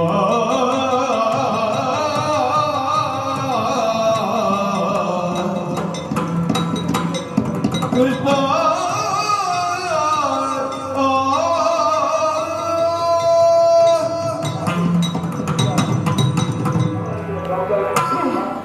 ಇದೇನಾಗಿ ಹೋಯಿತು? ಯೋಚಿಸಲೇ ಇಲ್ಲ ನಾನು. ಈ ಬಾಲಕ ಈ ರೀತಿಯಾಗಿ ಹೋರಾಟ ಮಾಡಿಯನು. ಚಂದ್ರವಂಶದ ಕೀರ್ತಿಯನ್ನು ದಿಗ್ದೆಸೆಗಳಿಗೆ ಪಸರಿಸಿದಂತಹ ಈ ಪಾರ್ಥ ಇದು ಪೃಥ್ವಿಯಲ್ಲಿ ಸೋತು ಬಿಟ್ಟಿದ್ದಾನಲ್ಲ. ನನ್ನ ಸಾರಥಿಯನ್ನು ಆತ ಕೊಂದಿದ್ದಾನಲ್ಲ. ಈಗ ನನ್ನ ಬಿಡಕೂಡದು ಕೇವಲ ಬಾಲಿಶ ಎಂದು ತಿಳಿದು ಸಣ್ಣ ಶರವನ್ನು ಪ್ರಯೋಗಿಸಿದ್ದೇ ಕಾರಣವಾಯಿತು. ಹೇಳಿದ ಬಹಳಷ್ಟು ಹೇಳಿದ. ನಿನ್ನ ಸಾರಥಿಯನ್ನು ಬಳಸುತ್ತೇನೆ, ಈ ಸಾರಥಿಯ ಸ್ಥಾನವನ್ನು ಶೂನ್ಯಗೊಳಿಸುತ್ತೇನೆ ಎಂದು. ಬರೇ ಪೌರುಷದ ಮಾತುಗಳು ಎಂದು ನಾನು ಯೋಚಿಸಿದೆ. ಇಲ್ಲ, ನುಡಿದಂತೆ ನಡೆದು ಬಿಟ್ಟನಲ್ಲ. ಏನು ಮಾಡಲಿ, ಹೇಗೆ ಮುಂದುವರಿಯಲಿ, ಏನು ಮಾಡಲಿ ಎಂದು ಯೋಚಿಸುತ್ತಾ ಇರುವಾಗ ನನಗೀಗ ಕಾಣಿಸುತ್ತಿರುವುದು ಅನಾಥ ರಕ್ಷಕ, ಆಪತ್ಬಾಂಧವನು, ನನ್ನ ಭಾವನೂ ಆದ ದೇವಾ ಶ್ರೀಕೃಷ್ಣ.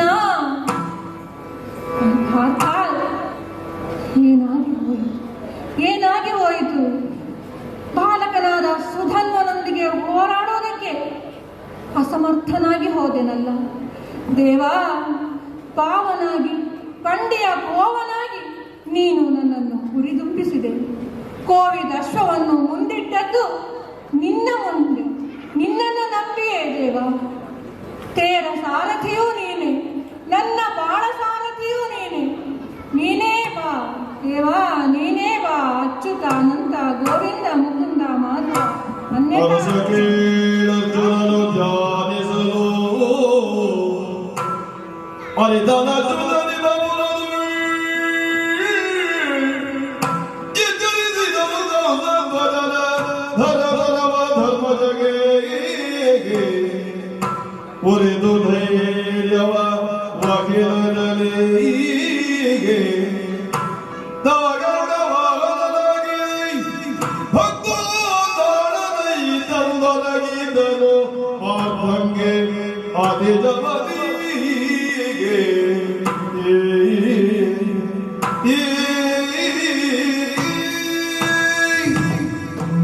ದೈವಾಧೀನಂ ಜಗತ್ಸರ್ವಂ ಎನ್ನುವಂತಹ ಮಾತು ಎಲ್ಲರಿಗೂ ತಿಳಿಯುವುದು ಯಾವಾಗ? ತನ್ನ ಎಲ್ಲ ರೀತಿಯ ಪುರುಷ ಪ್ರಯತ್ನವೆಲ್ಲವೂ ವಿಫಲವಾಗಿ ದೈವಾನುಗ್ರಹವೇ ಗತಿ ಎನ್ನುವ ಸ್ಥಿತಿಯನ್ನ ಮಾನವ ತಲುಪಿದಾಗ ದೇವನಿಗೆ ಯಾವುದು ಇಷ್ಟ ಯಾರು ಇಷ್ಟ ಎನ್ನುವುದು ದೇವನೇ ತಿಳಿಸಬೇಕಷ್ಟೇ, ಮಾನವರಿಂದ ಸಾಧ್ಯವಿಲ್ಲ. ಧರ್ಮರಾಜನು ಅಶ್ವಮೇಧ ಯಾಗವನ್ನು ಆರಂಭಿಸಿದಲಾಗಾಯಿತು. ನಾನು ಅವರ ಜೊತೆಗೆ ಹಸ್ತಿನಾಪುರದಲ್ಲಿಯೇ ಇದ್ದೇನೆ.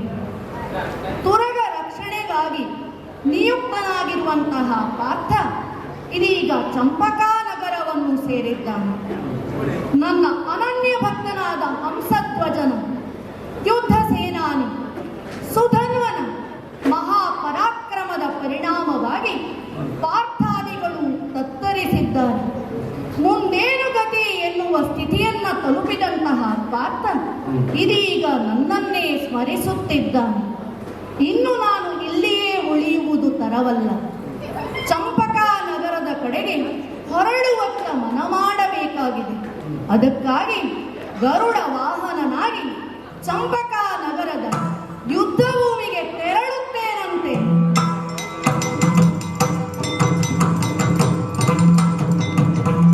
ರೆಕ್ಕೆಯ ಗಾಳಿಯ ಪರಿಣಾಮವಾಗಿ ಬಿದ್ದಿರುವಂತಹ ಸೈನಿಕರೆಲ್ಲರೂ ಚೇತರಿಸುತ್ತಿದ್ದಾರೆ. ಇನ್ನು ಪಾರ್ಥನ ಸ್ಥಿತಿಯನ್ನು ಗಮನಿಸೋಣ. ಪಾರ್ಥ ಬಳಿಕ ಚರಣಕ್ಕೆ ಬಣಿದ ಪಾರ್ಥನ ಸೆಳೆದು ಬಿಗಿದ ಪುಲಲಿ, ಬಳಿಕ ಚರಣಕ್ಕೆ ಬಣಿದ ಪಾರ್ಥನ ಸೆಳೆದು ಬಿಗಿದ ಪುಲಲಿ,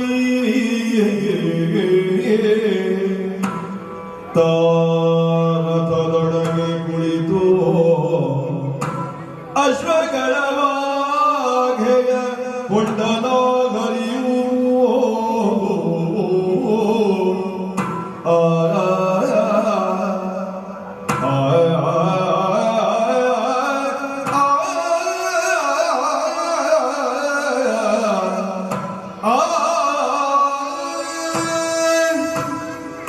ಪಾರ್ಥ, ಓ ದೇವ, ನೀನು ನನ್ನನ್ನೇ ಸ್ಮರಿಸುತ್ತಾ ಇದ್ದೀಯಲ್ಲ, ಏನಾಯಿತು? ನಾನು ಬಂದದ್ದನ್ನ ಕಂಡು ನಿನ್ನ ಮುಖದಲ್ಲಿ ಸಂತೋಷವನ್ನ ಕಂಡೆ. ಹೌದು ಇದು ಇದ್ದವ ನಿನ್ನನ್ನ ಆಲಿಂಗಿಸಿಕೊಂಡಿದ್ದೇನೆ. ದೇವಾ, ಧನ್ಯನಾದೆ. ನಿನ್ನ ಆಲಿಂಗನದಿಂದ ನನ್ನ ಮೈಮನ ಪುಳಕಗೊಂಡಿತು. ನನ್ನೊಳಗಿನ ಚಡಕ ದೂರವಾಯಿತು, ಚೈತನ್ಯ ಮತ್ತೆ ಉಕ್ಕೇರಿತು. ನಿನ್ನ ಮೈಯನ್ನು ಸವರಿದ್ದೇನೆ. ಧನ್ಯನಾದೆ ದೇವ. ಧೈರ್ಯವಾಯಿತಲ್ಲ, ಸಂತೋಷವಾಯಿತಲ್ಲ. ಇನ್ನು ನೀನು ಏನು ಮಾಡಬೇಕು ಅಂತ ಇದೆಯೋ ಆ ಯುದ್ಧವನ್ನ ಮುಂದುವರಿಸಲೋಸುಗ ನಾನು ನೀನು ಹೇಳದೆಯೇ ರಥದ ಮೂಕೆಯಲ್ಲಿ ಕುಳಿತು ರಥದ ವಾಗೆಯನ್ನ ಕೈಗೆ ಎತ್ತಿಕೊಂಡಿದ್ದೇನೆ.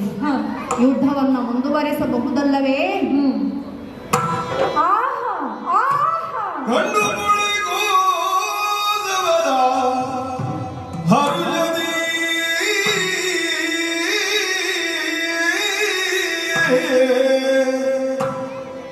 ಕಂಡು ಮುಳುಗೋದವರ ಗರುಜದಿ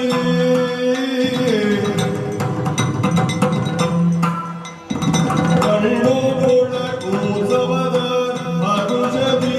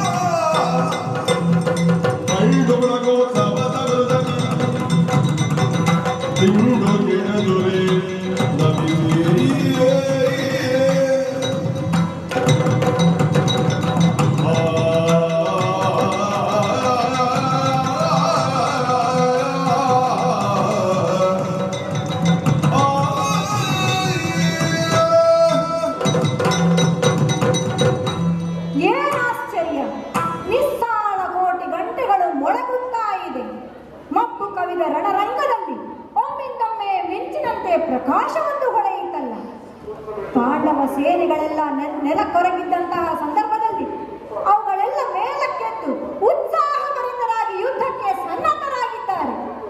ಈ ಉತ್ಸಾಹಕ್ಕೆ ಕಾರಣವೇನೆಂದು ಕಣ್ಣರಳಿಸಿ ನೋಡಿದ್ರೆ ಆಹಾ ಆಹಾ, ಯಾರನ್ನು ನೋಡುತ್ತಾ ಇದ್ದೇನೆ? ಇಷ್ಟು ವರ್ಷಗಳ ಕಾಲ ಯಾರಿಗಾಗಿ ನಾನು ಹಂಬಲಿಸುತ್ತಿದ್ದೇನೋ, ಯಾವ ದೇವರನ್ನು ನನ್ನ ಹೃದಯ ಕಮಲದಲ್ಲಿಟ್ಟು ಪೂಜಿಸುತ್ತಿದ್ದೇನೋ, ಆ ನನ್ನ ಆರಾಧ್ಯ ದೈವ ನನ್ನ ಕಣ್ಣ ಮುಂದೆ ವೈರಿ ರಥದಲ್ಲಿ ರಾರಾಜಿಸುತ್ತಾ ಇದ್ದಾನಲ್ಲ. ಆತನ ದಿವ್ಯ ಮಂಗಳ ರೂಪವನ್ನು ಕಂಡು ಪಾವನನಾದೆ. ಇಂದಿನ ದಿನ ನನ್ನ ಜೀವನ ಸಾರ್ಥಕ್ಯವನ್ನು ಪಡೆದು ತಂದೆಯಿಂದ ಬಾಹಿರನಾಗಿ ತಪ್ಪು ತೈಲದ ಕೊಬ್ಬರಿಗೆಯಲ್ಲಿ ಹಾಕಿದಂತಹ ಸಂದರ್ಭದಲ್ಲಿ ಶ್ರೀಹರಿಯ ದಯೆಯಿಂದ ಗೆದ್ದು ಬಂದೆ. ಇಂದು ನನ್ನ ನೇರವಾದ ಪೌರುಷದ ಮೂಲಕ ಮಹಾಪರಾಕ್ರಮಿ ಅರ್ಜುನನನ್ನು ದರೆಗೊಳಿಸಿ ಸೋಲಿಸಿ ಆ ಶ್ರೀಕೃಷ್ಣನನ್ನು ಅವನ ರಥದಲ್ಲಿ ಪ್ರತಿಷ್ಠಾಪಿಸುವಷ್ಟು ಸಾಧನೆ ಮಾಡಿದ್ದೇನೆ ಅಂತ ಹೇಳಿದ್ರೆ ನನ್ನ ಗಂಡುತನಕ್ಕಿಷ್ಟು ಸಾಕು. ಇದಕ್ಕಿಂತ ಸೌಭಾಗ್ಯ ಇನ್ನೇನಿದೆ? ಈ ಉತ್ಸವವನ್ನು ಸಂಭ್ರಮಿಸದಿದ್ದರೆ ಹೇಗೆ? ಆದರೆ ಈತನನ್ನೇ ಕಾಣುತ್ತಾ ಮೈ ಮರೆತರೆ ಸಾಲದು. ನನ್ನ ದೇವ ಎದುರಿಗಿರುವಾಗ ಅವನಿಗೆ ಶಿರವಾಗಿ ನಮಿಸದೇ ಇದ್ದರೆ ಈ ಶಿರ ಇದ್ದು ಏನು ಪ್ರಯೋಜನ? ಹಾಗಾಗಿ ಕಡಿದ ಬಾಳೆ ದಿಂಡಿನಂತೆ ದಿಂಡ ಬೆಳೆದೆ ಸಾಷ್ಟಾಂಗ ವಂದಿಸಿಕೊಂಡಿದ್ದೇನೆ ದೇವ. ನಾನು ಅವನಿಗಾಗಿ ಹಬ್ಬಿಸುತ್ತಿರುವುದನ್ನು ಕಂಡು ಕಾಣದ ರೀತಿಯಲ್ಲಿ ರಥವೇರಿ ಕುಳಿತಿದ್ದಾನೆ. ಶಾಂತತನ ಹಿಡಿಯುವ ಕೈಯಲ್ಲಿ ವಾಘೆಯ ಚಮ್ಮಟಿಯನ್ನು ಹಿಡಿದು ಕುಳಿತಿದ್ದಾನೆ ಅಂತ ಹೇಳಿದ್ರೆ ಅವನ ಆಟವೇ ಬೇರೆ ಇರಬೇಕು.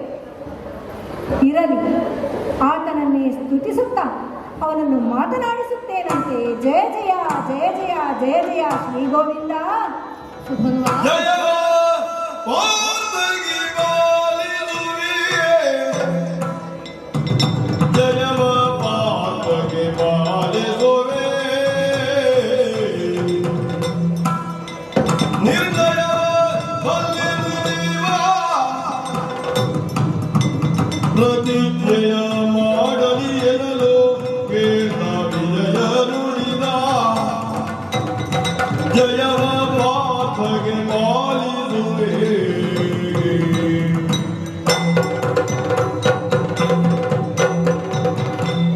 ವಸುದೇವ ಸುತಂ ದೇವಂ ಕಂಸಚಾಣೂರಮರ್ದನಂ ದೇವಕಿ ಪರಮಾನಂದಂ ಕೃಷ್ಣಂ ವಂದೇ ಜಗದ್ಗುರು. ಜಯ ಜಯ ಜಯ ಜಯ ಜಯ ಜಯ ಶ್ರೀ ಗೋವಿಂದ. ನಿನ್ನ ಪಾದಾರ ಪದ್ಮಗಳಿಗೆ ನಾನು ಸಾಷ್ಟಾಂಗ ವಂದಿಸಿಕೊಂಡಿದ್ದೇನೆ ದೇವ. ನಿನ್ನನ್ನು ಕಾಣಬೇಕೆನ್ನುವಂತಹ ನಾನು ಮಾಡಿದ ತಪಸ್ಸು ಇಂದು ಪೂರ್ಣವಾಯಿತು. ನನ್ನ ತಂದೆಯ ಉದ್ದೇಶ, ತಾಯಿಯ ಆಶಯ, ತಂಗಿಯ ಹಾರೈಕೆ, ಮಡದಿ ಪ್ರಭಾವತಿಯ ಅಪೇಕ್ಷೆ ಎಲ್ಲವೂ ನಿನ್ನ ಅನುಗ್ರಹದಿಂದ ಪೂರ್ಣವಾಯಿತು. ಚಂಪಕಾವತಿಯ ನೆಲ ನಿನ್ನ ಪಾದಸ್ಪರ್ಶದಿಂದ ಪಾವನವಾಯಿತು ತಂದೆ. ಇದಕ್ಕಿಂತ ಸೌಭಾಗ್ಯ ಇನ್ನೇನಿದೆ ನನಗೆ? ನಿನ್ನನ್ನು ಕಾಣಬೇಕೆನ್ನುವ ನನ್ನ ಉತ್ಕಟ ಬಯಕೆಗೆ ನೀನು ಅವಕಾಶ ಮಾಡಿಕೊಟ್ಟೆ. ಅರ್ಜುನನನ್ನು ಯುದ್ಧದ ಮೂಲಕ ಎದುರುಗೊಳ್ಳುವಂತೆ ನೀನು ಮಾಡಿದೆ. ಇನ್ನು ಜಯಾಪಜಯಗಳ ಬಗ್ಗೆ ಬಿಡು ಕೃಷ್ಣ, ಅದು ನನಗೆ ತಿಳಿದದ್ದೇ. ಕುಂತಿದೇವಿಗೆ ಮಾತು ಕೊಟ್ಟ ಹಾಗೆ ಪಂಚ ಪಾಂಡವರನ್ನು ಪಂಚ ಪ್ರಾಣಗಳಂತೆ ಕಾಪಾಡ್ತಿ ಅನ್ನುವ ವಿಚಾರ ನನಗೆ ತಿಳಿಯದೇನಲ್ಲ. ಆದರೂ ನಿನ್ನನ್ನು ಕಾಣಬೇಕೆಂಬುದಾಗಿ ಅರ್ಜುನನ ತುರುಗವನ್ನು ನಾನು ಬಂಧಿಸಿದ್ದೇನೆ. ಇಲ್ಲಿ ಕೂಡ ಅರ್ಜುನ ಸೋತರು, ನೀನು ಬಂದ ಮೇಲೆ ಅವನಿಗೆ ಸೋಲುಂಟಾ ಹೇಳು? ಜಯವ ಪಾಲಿಸುವೆ ಪಾರ್ಥಗೆ, ಇದು ನಿರ್ಣಯವೇ. ಆದರೂ ನಿನ್ನನ್ನು ಕಂಡು ನಾನೇನನ್ನು ಪಡೆಯಬೇಕು ಅದನ್ನು ಪಡೆಯುವುದಕ್ಕಾಗಿ ಈಗಲೂ ಯುದ್ಧಕ್ಕೆ ಸಿದ್ಧನಾಗಿ ನಿಂತಿದ್ದೇನೆ. ನಿನ್ನ ಸಮ್ಮುಖದಲ್ಲೇ ಅರ್ಜುನನಿಗೆ ಪಂಥಾಹ್ವಾನವನ್ನು ನೀಡುತ್ತಾ ಇದ್ದೇನೆ. ಈಗಲೂ ನನ್ನನ್ನು ಸೋಲಿಸುವ ದೃಢತೆ ಇದ್ದಲ್ಲಿ ಮಾಡಿ ಪ್ರತಿಜ್ಞೆ. ಶ್ರೀಹರಿ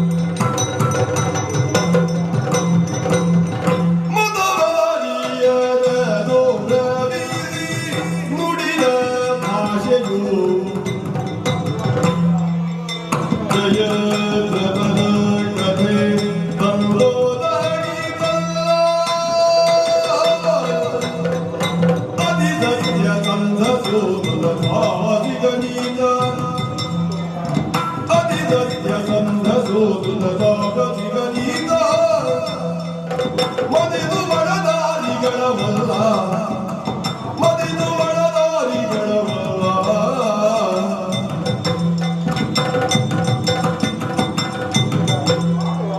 ಮದವರೆಯದೊಂದವಿವೆ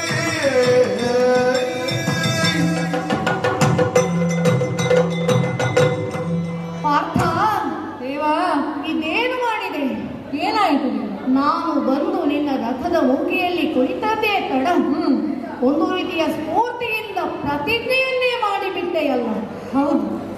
ಇದು ತನಕ ಇದೇ ಸುಧನ್ವನ ಜೊತೆಗೆ ಯುದ್ಧವನ್ನ ಮಾಡಿ ಸೋಲನ್ನ ಕಂಡಂತಹ ಸಂದರ್ಭದಲ್ಲಿ ಕೇವಲ ಅದೆಷ್ಟೋ ಬಾಣಗಳಿಂದ ಸೋಲಿಸಲಾಗದ ಸುಧನ್ವನನ್ನು ಮೂರೇ ಮೂರು ಶರಗಳಲ್ಲಿ ವಧಿಸುತ್ತೇನೆ ಎಂಬುದಾಗಿ ಮಾತು ಕೊಟ್ಟೆಯಲ್ಲ. ಹೌದು, ನೀನಿರುವಾಗ ನನಗೆ ಧೈರ್ಯ ಬಂದಿದೆ.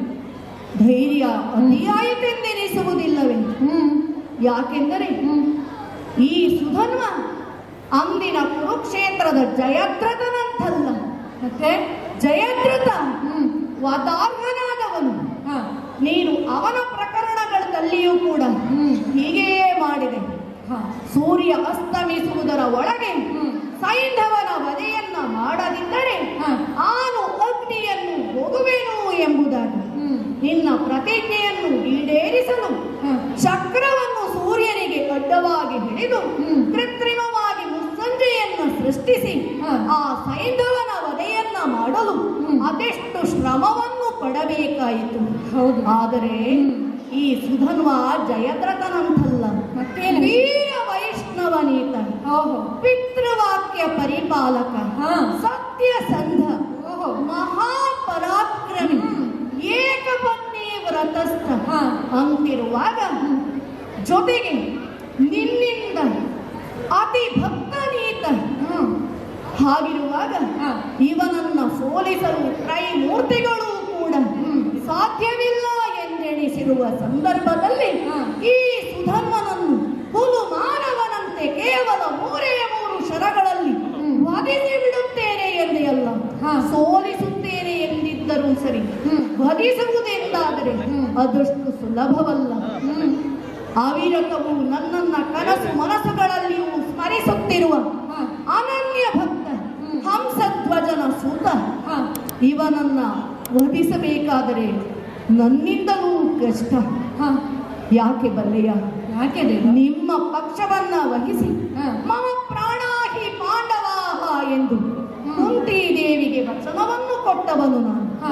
ಈ ಸುಧನ್ವನನ್ನು ಭಕ್ತ ಶ್ರೇಷ್ಠನೆನ್ನುವ ಕಾರಣಕ್ಕಾಗಿ ವಧಿಸಲಾರೆ ನಾನು. ನನ್ನನ್ನ ಈ ಸಂಕಷ್ಟಕ್ಕೆ ಸಿಲುಕಿಸಿದೆಯಲ್ಲ. ಹಾಗಾಯ್ತದೆ. ತಿಳಿದೇನೋ ದೇವ, ತಿಳಿದೆನು ನಿನ್ನಯ ಚಿತ್ತದು ಮಡಿಗೆಯ ದಿನದೊಳಗ. ತಿಳಿದೆನು ನಿನ್ನಯ ಚಿತ್ತದು ಮಡಿಗೆಯ ದಿನದೊಳಗ. ಅಡಿಯುವುದು ಕಾಯವು ಜಗದೊಳಗುಳಿವು ಕೀರ್ತಿಗಳು.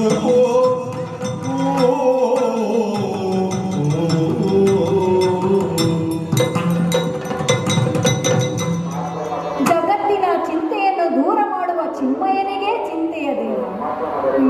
ತಿಳಿದೇನು ನಿನ್ನಯ ಚಿತ್ತ ತುಮ್ಮಳಿಕೆಯ. ನಿನ್ನ ಉಮ್ಮಳಿಕೆ ಏನು ಅಂತ ನನಗೆ ಈಗ ಗೊತ್ತಾಯ್ತು ಕೃಷ್ಣ. ಸುಗಂಧ, ನಿನ್ನ ಚಿಂತೆಯ ಒಳಮರ್ಮ ಏನು, ನಾನೇನು ಹೇಳ್ತೇನೆ ಅನ್ನುವಂಥದ್ದು ನಿನಗೆ ಬೇಕಾದದ್ದು. ಇರಲಿ, ಈ ಅಶಾಶ್ವತವಾದ ಕಾಯದ ಬಗ್ಗೆ ನಾನು ಕಳವಳಗೊಳ್ಳುವವನಲ್ಲ. ಕಾಯ ಅಡಿದರೆ ಏನಾಯಿತು? ಈ ಕೀರ್ತಿಯೊಂದೇ ಶಾಶ್ವತವಾಗಿ ಉಳಿಯುವುದು. ನಿನ್ನಿಂದಲೇ ಸಮರ್ಪಣೆಗೊಂಡ ಈ ದೇಹ, ನಿನ್ನಿಂದಲೇ ಅನುಗ್ರಹಿಸಲ್ಪಟ್ಟ ಈ ಶರೀರ ಹೀಗೆ ಸಮರ್ಪಣೆ ಆಗುವುದಿದ್ರೆ ಅದಕ್ಕಿಂತ ನನಗೆ ಇನ್ನೇನು ಬೇಕು ಕೃಷ್ಣ? ನನಗೆ ಲೌಕಿಕವಾದ ಜಯ ಬೇಡ, ಪಾರಮಾರ್ಥಿಕವಾದ ಗೆಲುವನ್ನು ಕೊಡು. ಹಾಗಾಗಿ ಅರ್ಜುನನಿಗೆ ಏನು ಬೇಕೋ ಕೊಡು ಅವನಿಗೆ. ನನಗೆ ಏನು ಬೇಕು ಅಂತ ನಿನಗೆ ಗೊತ್ತುಂಟಲ್ಲ. ಅದನ್ನು ಕೊಟ್ಟರೆ ನಾನು ಪ್ರಸಾದ ಅಂತ ಸ್ವೀಕರಿಸ್ತೇನೆ. ಆಗಲಿ, ಸುಧನ್ವನಿಗೆ ಏನು ಬೇಕು ಎನ್ನುವಂಥದ್ದು ಈಗ ತಿಳಿಯಿತಲ್ಲ ಪಾರ್ಥ. ಇದೀಗ ಯುದ್ಧವನ್ನ ಮುಂದುವರಿಸುವ ಸುಧನ್ವ.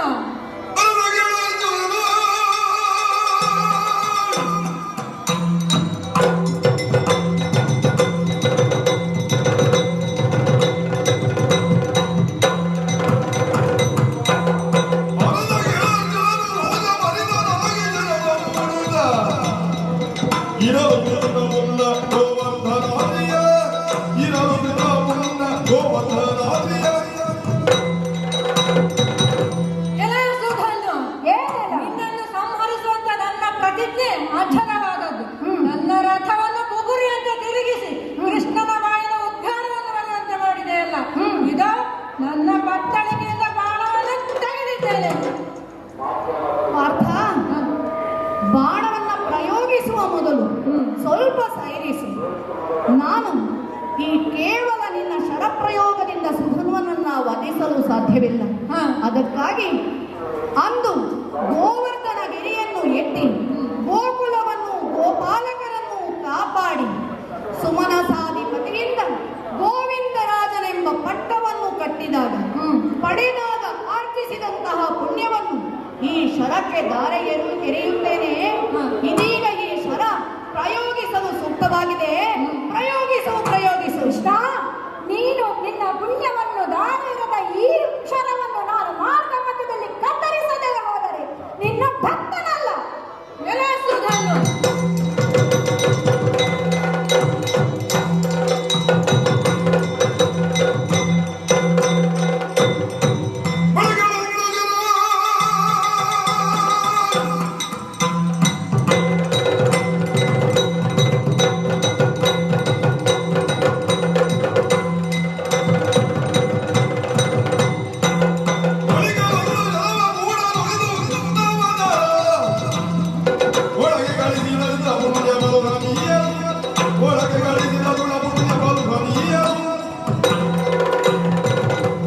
ಪ್ರಬಲಾಸ್ತ್ರವು ನಿಷ್ಫಲವಾದರೇನಂತೆ.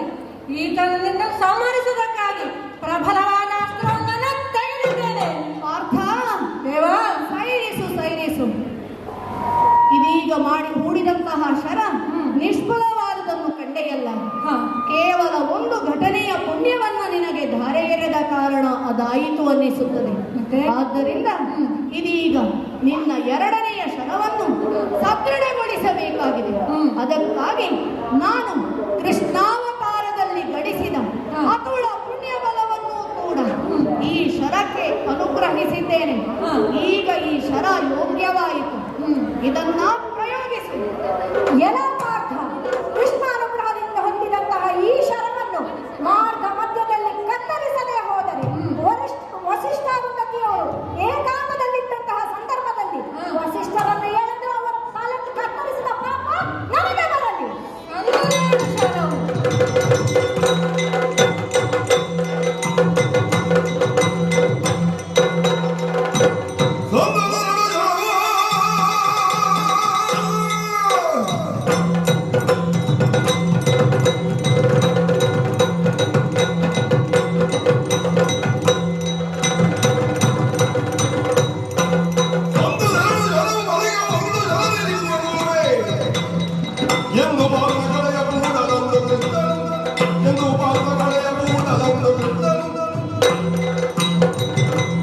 ಹೋಗಲಿ ಎರಡು ಶರಗಳು ಹೋಗಲೆನಂತೆ. ಈತನನ್ನು ವಧಿಸುವುದಕ್ಕಾಗಿ ನನ್ನ ಬತ್ತಳಿಕೆಯಿಂದ ದಿವ್ಯಾಸ್ತ್ರವನ್ನು ತೆಗೆದಿದ್ದೇನೆ. ಸೈರಿಸು ಪಾರ್ಥ. ಈ ಎರಡು ಶರಗಳು ಈಗಾಗಲೇ ಪ್ರಯೋಗವಾಗಿ ವ್ಯರ್ಥವಾಗಿದ್ದಾವೆ. ಇನ್ನು ಉಳಿದಿರುವುದು ಒಂದೇ ಶರ. ಕೇವಲ 3 ಶರಗಳಲ್ಲಿ ವಧಿಸುತ್ತೇನೆ ಎನ್ನುವುದು ನಿನ್ನ ಪ್ರತಿಜ್ಞೆ. ಹಾಗಾಗಿ ಈ ಶರಕ್ಕೆ ಅಪಾರ ಪುಣ್ಯ ಬಲವನ್ನ ಅನುಗ್ರಹಿಸಬೇಕಾಗಿದೆ. ಅದಕ್ಕಾಗಿ ರಾಮಾವತಾರದಲ್ಲಿ ನಾನು ಗಳಿಸಿದ ಅತುಲ ಪುಣ್ಯ ಬಲವನ್ನು ಕೂಡ ಈ ಶರಕ್ಕೆ ಅನುಗ್ರಹಿಸಿದ್ದೇನೆ. ಅಷ್ಟು ಮಾತ್ರವಲ್ಲ, ಈ ಶರದ ಬುಡದಲ್ಲಿ ಬ್ರಹ್ಮನನ್ನು, ಶಿರದಲ್ಲಿ ಶಿವನನ್ನು, ಮಧ್ಯದಲ್ಲಿ ನಾನಿರುತ್ತಾ ಆವಾಹಿಸಿಕೊಂಡು ಈ ಶರವನ್ನು ಭದ್ರಗೊಳಿಸಿದ್ದೇನೆ.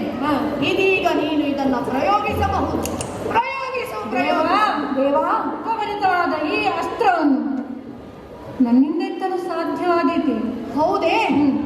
ಎತ್ತಲಾಗದಿದ್ದರೆ ಎತ್ತುವ ಶಕ್ತಿಯನ್ನು ನಾನು ಅನುಗ್ರಹಿಸಬೇಕಲ್ಲವೇ? ಅದಕ್ಕಾಗಿ ನಿನ್ನ ಬಾಹುಗಳನ್ನು ನನ್ನ ಬಾಹುಗಳಿಂದ ಸ್ಪರ್ಶಿಸಿ ನಿನ್ನ ಬೆನ್ನನ್ನು ಚಪ್ಪರಿಸಿ ಅದಕ್ಕೆ ಬೇಕಾಗುವಂತಹ ಶಕ್ತಿಯನ್ನು, ನನ್ನ ಅಂಶವನ್ನು ನಿನಗೆ ಅನುಗ್ರಹಿಸಿದ್ದೇನೆ. ಇದೀಗ ಈ ಬಾಣವನ್ನು ಎತ್ತುವಂತಹ ಶಕ್ತಿ ನಿನ್ನಲ್ಲಿ ಸೇರಿ ಹೋಯಿತು. ಈಗ ಪ್ರಯೋಗ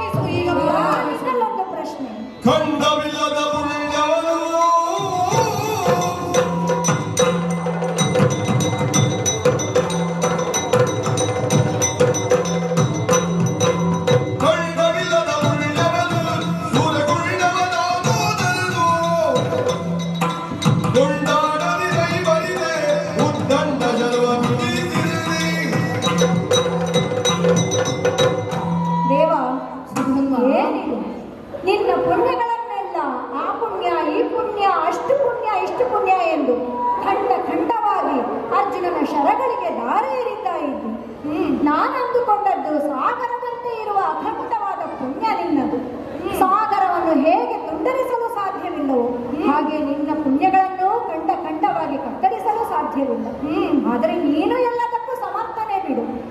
ಆದರೂ ನಿನ್ನಲ್ಲೊಂದು ಪ್ರಶ್ನೆ. ಈಗ ನೀನು ಪುಣ್ಯಗಳನ್ನು ದಾರಿ ಎರೆದು ಆ ಶರಕ್ಕೆ ಪ್ರಯೋಗಿಸಿದ್ದು, ಅವನದನ್ನು ಎಸೆದಿದ್ದಾನೆ, ನಾನದನ್ನು ಖಂಡಿಸಿದ್ದೇನೆ. ಹಾಗಾದರೆ ನಿನ್ನ ಪುಣ್ಯಗಳನ್ನೆಲ್ಲ ಸೂರೆಗೊಂಡವನು, ಎಸೆದ ನರನು, ಖಂಡಿಸಿದ ನಾನು. ಸುಧನ್ವಯ, ಯುದ್ಧದ ಮಧ್ಯದಲ್ಲಿ ನಿನ್ನ ಒಂದು ಸಂದೇಹ. ಈ ಸಂದೇಹವನ್ನು ಪರಿಹರಿಸಲು ಸೂಚ್ಯವಾಗಿ ನಾನು ನಿನಗೆ ತಿಳಿಸುತ್ತೇನೆ. ನೀವಿಬ್ಬರೂ ಪ್ರತಿಜ್ಞೆಯನ್ನ ಮಾಡಿದ ಸಂದರ್ಭ, ನನ್ನಲ್ಲಾದ ಗೊಂದಲಕ್ಕೆ ನೀನೇ ಹೇಳಿದಂತಹ ಮಾತು, ನಿನಗೇನು ಬೇಕು ಅರ್ಥ ಕಾಮಗಳನ್ನು ನಾವೇ ಪಡೆಯುವುದು ಸಾಧ್ಯ, ಆದರೆ ಕೊನೆಯದಾಗಿರುವ ಮೋಕ್ಷ ಅದನ್ನು ಪಡೆಯಬೇಕಿದ್ದರೆ ದೈವಾನುಗ್ರಹವೇ ಬೇಕು. ನೀನೀಗ ಮೋಕ್ಷದ ದಾರಿಯನ್ನು ಅನುಸರಿಸುವವ. ಹಾಗಿರುವಾಗ ಒಂದು ಭತ್ತದ ಹೊಟ್ಟಿನಲ್ಲಿ ಹೊಟ್ಟು ರಹಿತವಾದಂತಹ ಅಕ್ಕಿಯ ಸ್ಥಿತಿಯಲ್ಲಿ ನೀನಿದ್ರಿ. ಹೊಟ್ಟು ಇರುವಾಗ ಆ ಭತ್ತ ಪುನರ್ಜನ್ಮಕ್ಕೆ ಯೋಗ್ಯವಾಗಿರ್ತದೆ. ಯಾವಾಗ ಅದು ಹೊಟ್ಟನ್ನ ಕಳಚಿಕೊಂಡು ಅಕ್ಕಿ, ಹೊದಳು, ಹಾಗೆಯೇ ಅನ್ನ ನೈವೇದ್ಯವಾಗಿ ಹೋಗುತ್ತದೋ ಆಗ ಅದಕ್ಕೆ ಪುನರ್ಜನ್ಮವಿರುವುದಿಲ್ಲ. ನೀನು ಹೇಗೂ ಸಾಯುಜ್ಯ ಪದವಿಯನ್ನ ಪಡೆಯುವ ಆಕಾಂಕ್ಷೆಯನ್ನ ಹೊಂದಿರುವವ. ಆ ಹೊಟ್ಟು ರಹಿತವಾದ ಭತ್ತದ ಸ್ಥಿತಿಯಲ್ಲಿ ಈ ಸಮರವೆಂಬ ಯಜ್ಞಕ್ಕೆ ನೈವೇದ್ಯದ ಸ್ಥಿತಿಯಲ್ಲಿ ನೀನಿದ್ದೀಯ. ಅರ್ಥವಾಯಿತಲ್ಲ? ಈ ನನ್ನಿಂದ ಹೋಗಿರುವಂತಹ ಎಲ್ಲ ಪುಣ್ಯಬಲವೂ ನಿನ್ನ ಕಡೆಗೆ ಸೆಳೆಯಲ್ಪಟ್ಟಿದೆ, ನಿನಗೆ ಪ್ರಾಪ್ತಿಯಾಗಿದೆ. ತಿಳಿದರೆ ದೇವ, ಇರಲಿ. ಈ ಅರ್ಜುನನ ಎಸೆದ ಬಾಣವನ್ನು ನಾನು ಖಂಡಿಸದೆ ಹೋದರೆ ನನ್ನ ತಂದೆಗೆ ತಕ್ಕ ಮಗನಲ್ಲ. ತಾಯಿ ನನ್ನನ್ನು ಮಗನೆಂದು ಒಪ್ಪಿಯಾಳೆ, ಮಡದಿ ವೀರ ಪತಿಯೆಂದು ಒಪ್ಪಿಯಾಳೆ. ಹಾಗಾಗಿ ಇದನ್ನು ಖಂಡಿಸಿಯೇ ಖಂಡಿಸುತ್ತೇನೆ. ಒಂದು ವೇಳೆ ಖಂಡಿಸದೆ ಉಳಿದೇನಾದರೆ ಶಿವರಾತ್ರಿಯಂದು ಕಾಶಿ ಕ್ಷೇತ್ರದಲ್ಲಿ ಉಪವಾಸವಿದ್ದು ಶಿವನನ್ನು ಭಜಿಸಿದವನನ್ನು ಎಳೆದು ತಂದು ಎಡಗಾಲಲ್ಲಿ ಒಂದು ಪಾಪ ನನಗೆ ಬರಲಿ.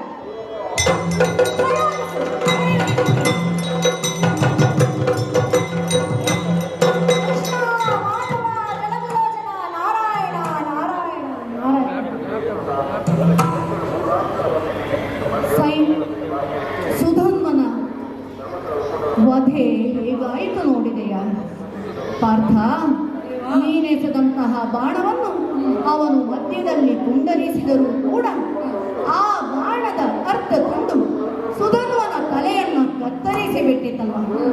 ಕತ್ತರಿಸಿದಂತಹ ಆ ಶಿರ ನನ್ನ ಕೈಯನ್ನು ಸೇರಿತು. ಅದನ್ನ ತಾಳಿದ್ದೇನೆ, ಅಪ್ಪಿಕೊಂಡಿದ್ದೇನೆ. ಮಾಧವ ಕೇಶವ ಎನ್ನುವಂತಹ ಆರ್ತನಾದವನ್ನು ಹೊಂದಿರತಕ್ಕಂತಹ ಆ ಸುಧನ್ವನ ಶಿರ ನಾನು ಮೈ ತಡವಿದ ಕೂಡಲೇ ಅದರ ಅಂಶವೆಲ್ಲವೂ ನನ್ನಲ್ಲಿ ಸೇರಿ ಹೋಯಿತು. ನಾನು ಎಸೆದಂತಹ ಆ ಸುಧನ್ವನ ಮುಂಡವು ಹಂಸಧ್ವಜನ ಪಾದಗಳ ಬಳಿ ಬಿತ್ತು. ಅದನ್ನ ಕಂಡಂತಹ ಹಂಸಧ್ವಜ ಕಟಿಗೊಂಡು ನಮ್ಮಲ್ಲಿ ಯುದ್ಧಕ್ಕೆ ಬಂದ.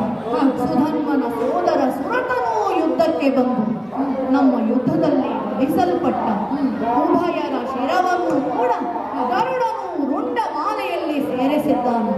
ಹೀಗೆ ಸುಧನ್ವನಿಗೆ ಸಾಯುಜ್ಯ ಪದವಿಯನ್ನು ಕರುಣಿಸಿದ ಹಾಗಾಯಿತು. ಋಷಿಗಳ ಮಾತನ್ನು ಕೇಳಿ ಹಂಸಧ್ವಜನೂ ಕೂಡ ಮುಂದೆ ನಿನ್ನ ಜೊತೆಗೆ ಮುಂದುವರಿಯಲು ತೀರ್ಮಾನಿಸಿದ್ದಾನೆ. ಆದುದರಿಂದ ಅವನನ್ನ ಜೊತೆಗೆ ಇಟ್ಟುಕೊಂಡು ನೀನು ಈ ಸತ್ಕಾರ್ಯದಲ್ಲಿ ಮುಂದುವರಿ. ಹಾಗೆಂದು ನಾನು ಇಲ್ಲಿಯೇ ಇರುವುದು ಸರಿಯಲ್ಲ. ಈ ಎಲ್ಲ ವಾರ್ತೆಗಳನ್ನು ಧರ್ಮರಾಜನಿಗೆ ತಲುಪಲು ಹಸ್ತಿನಾವತಿಯ ಕಡೆಗೆ ಹೋಗುತ್ತೇನೆ. ಸುಧರ್ಮನು ಪಡೆದಂತಹ ಈ ಮೋಕ್ಷದ ಕಥಾನಕವನ್ನು ಕೇಳಿದ ಸಕಲರಿಗೂ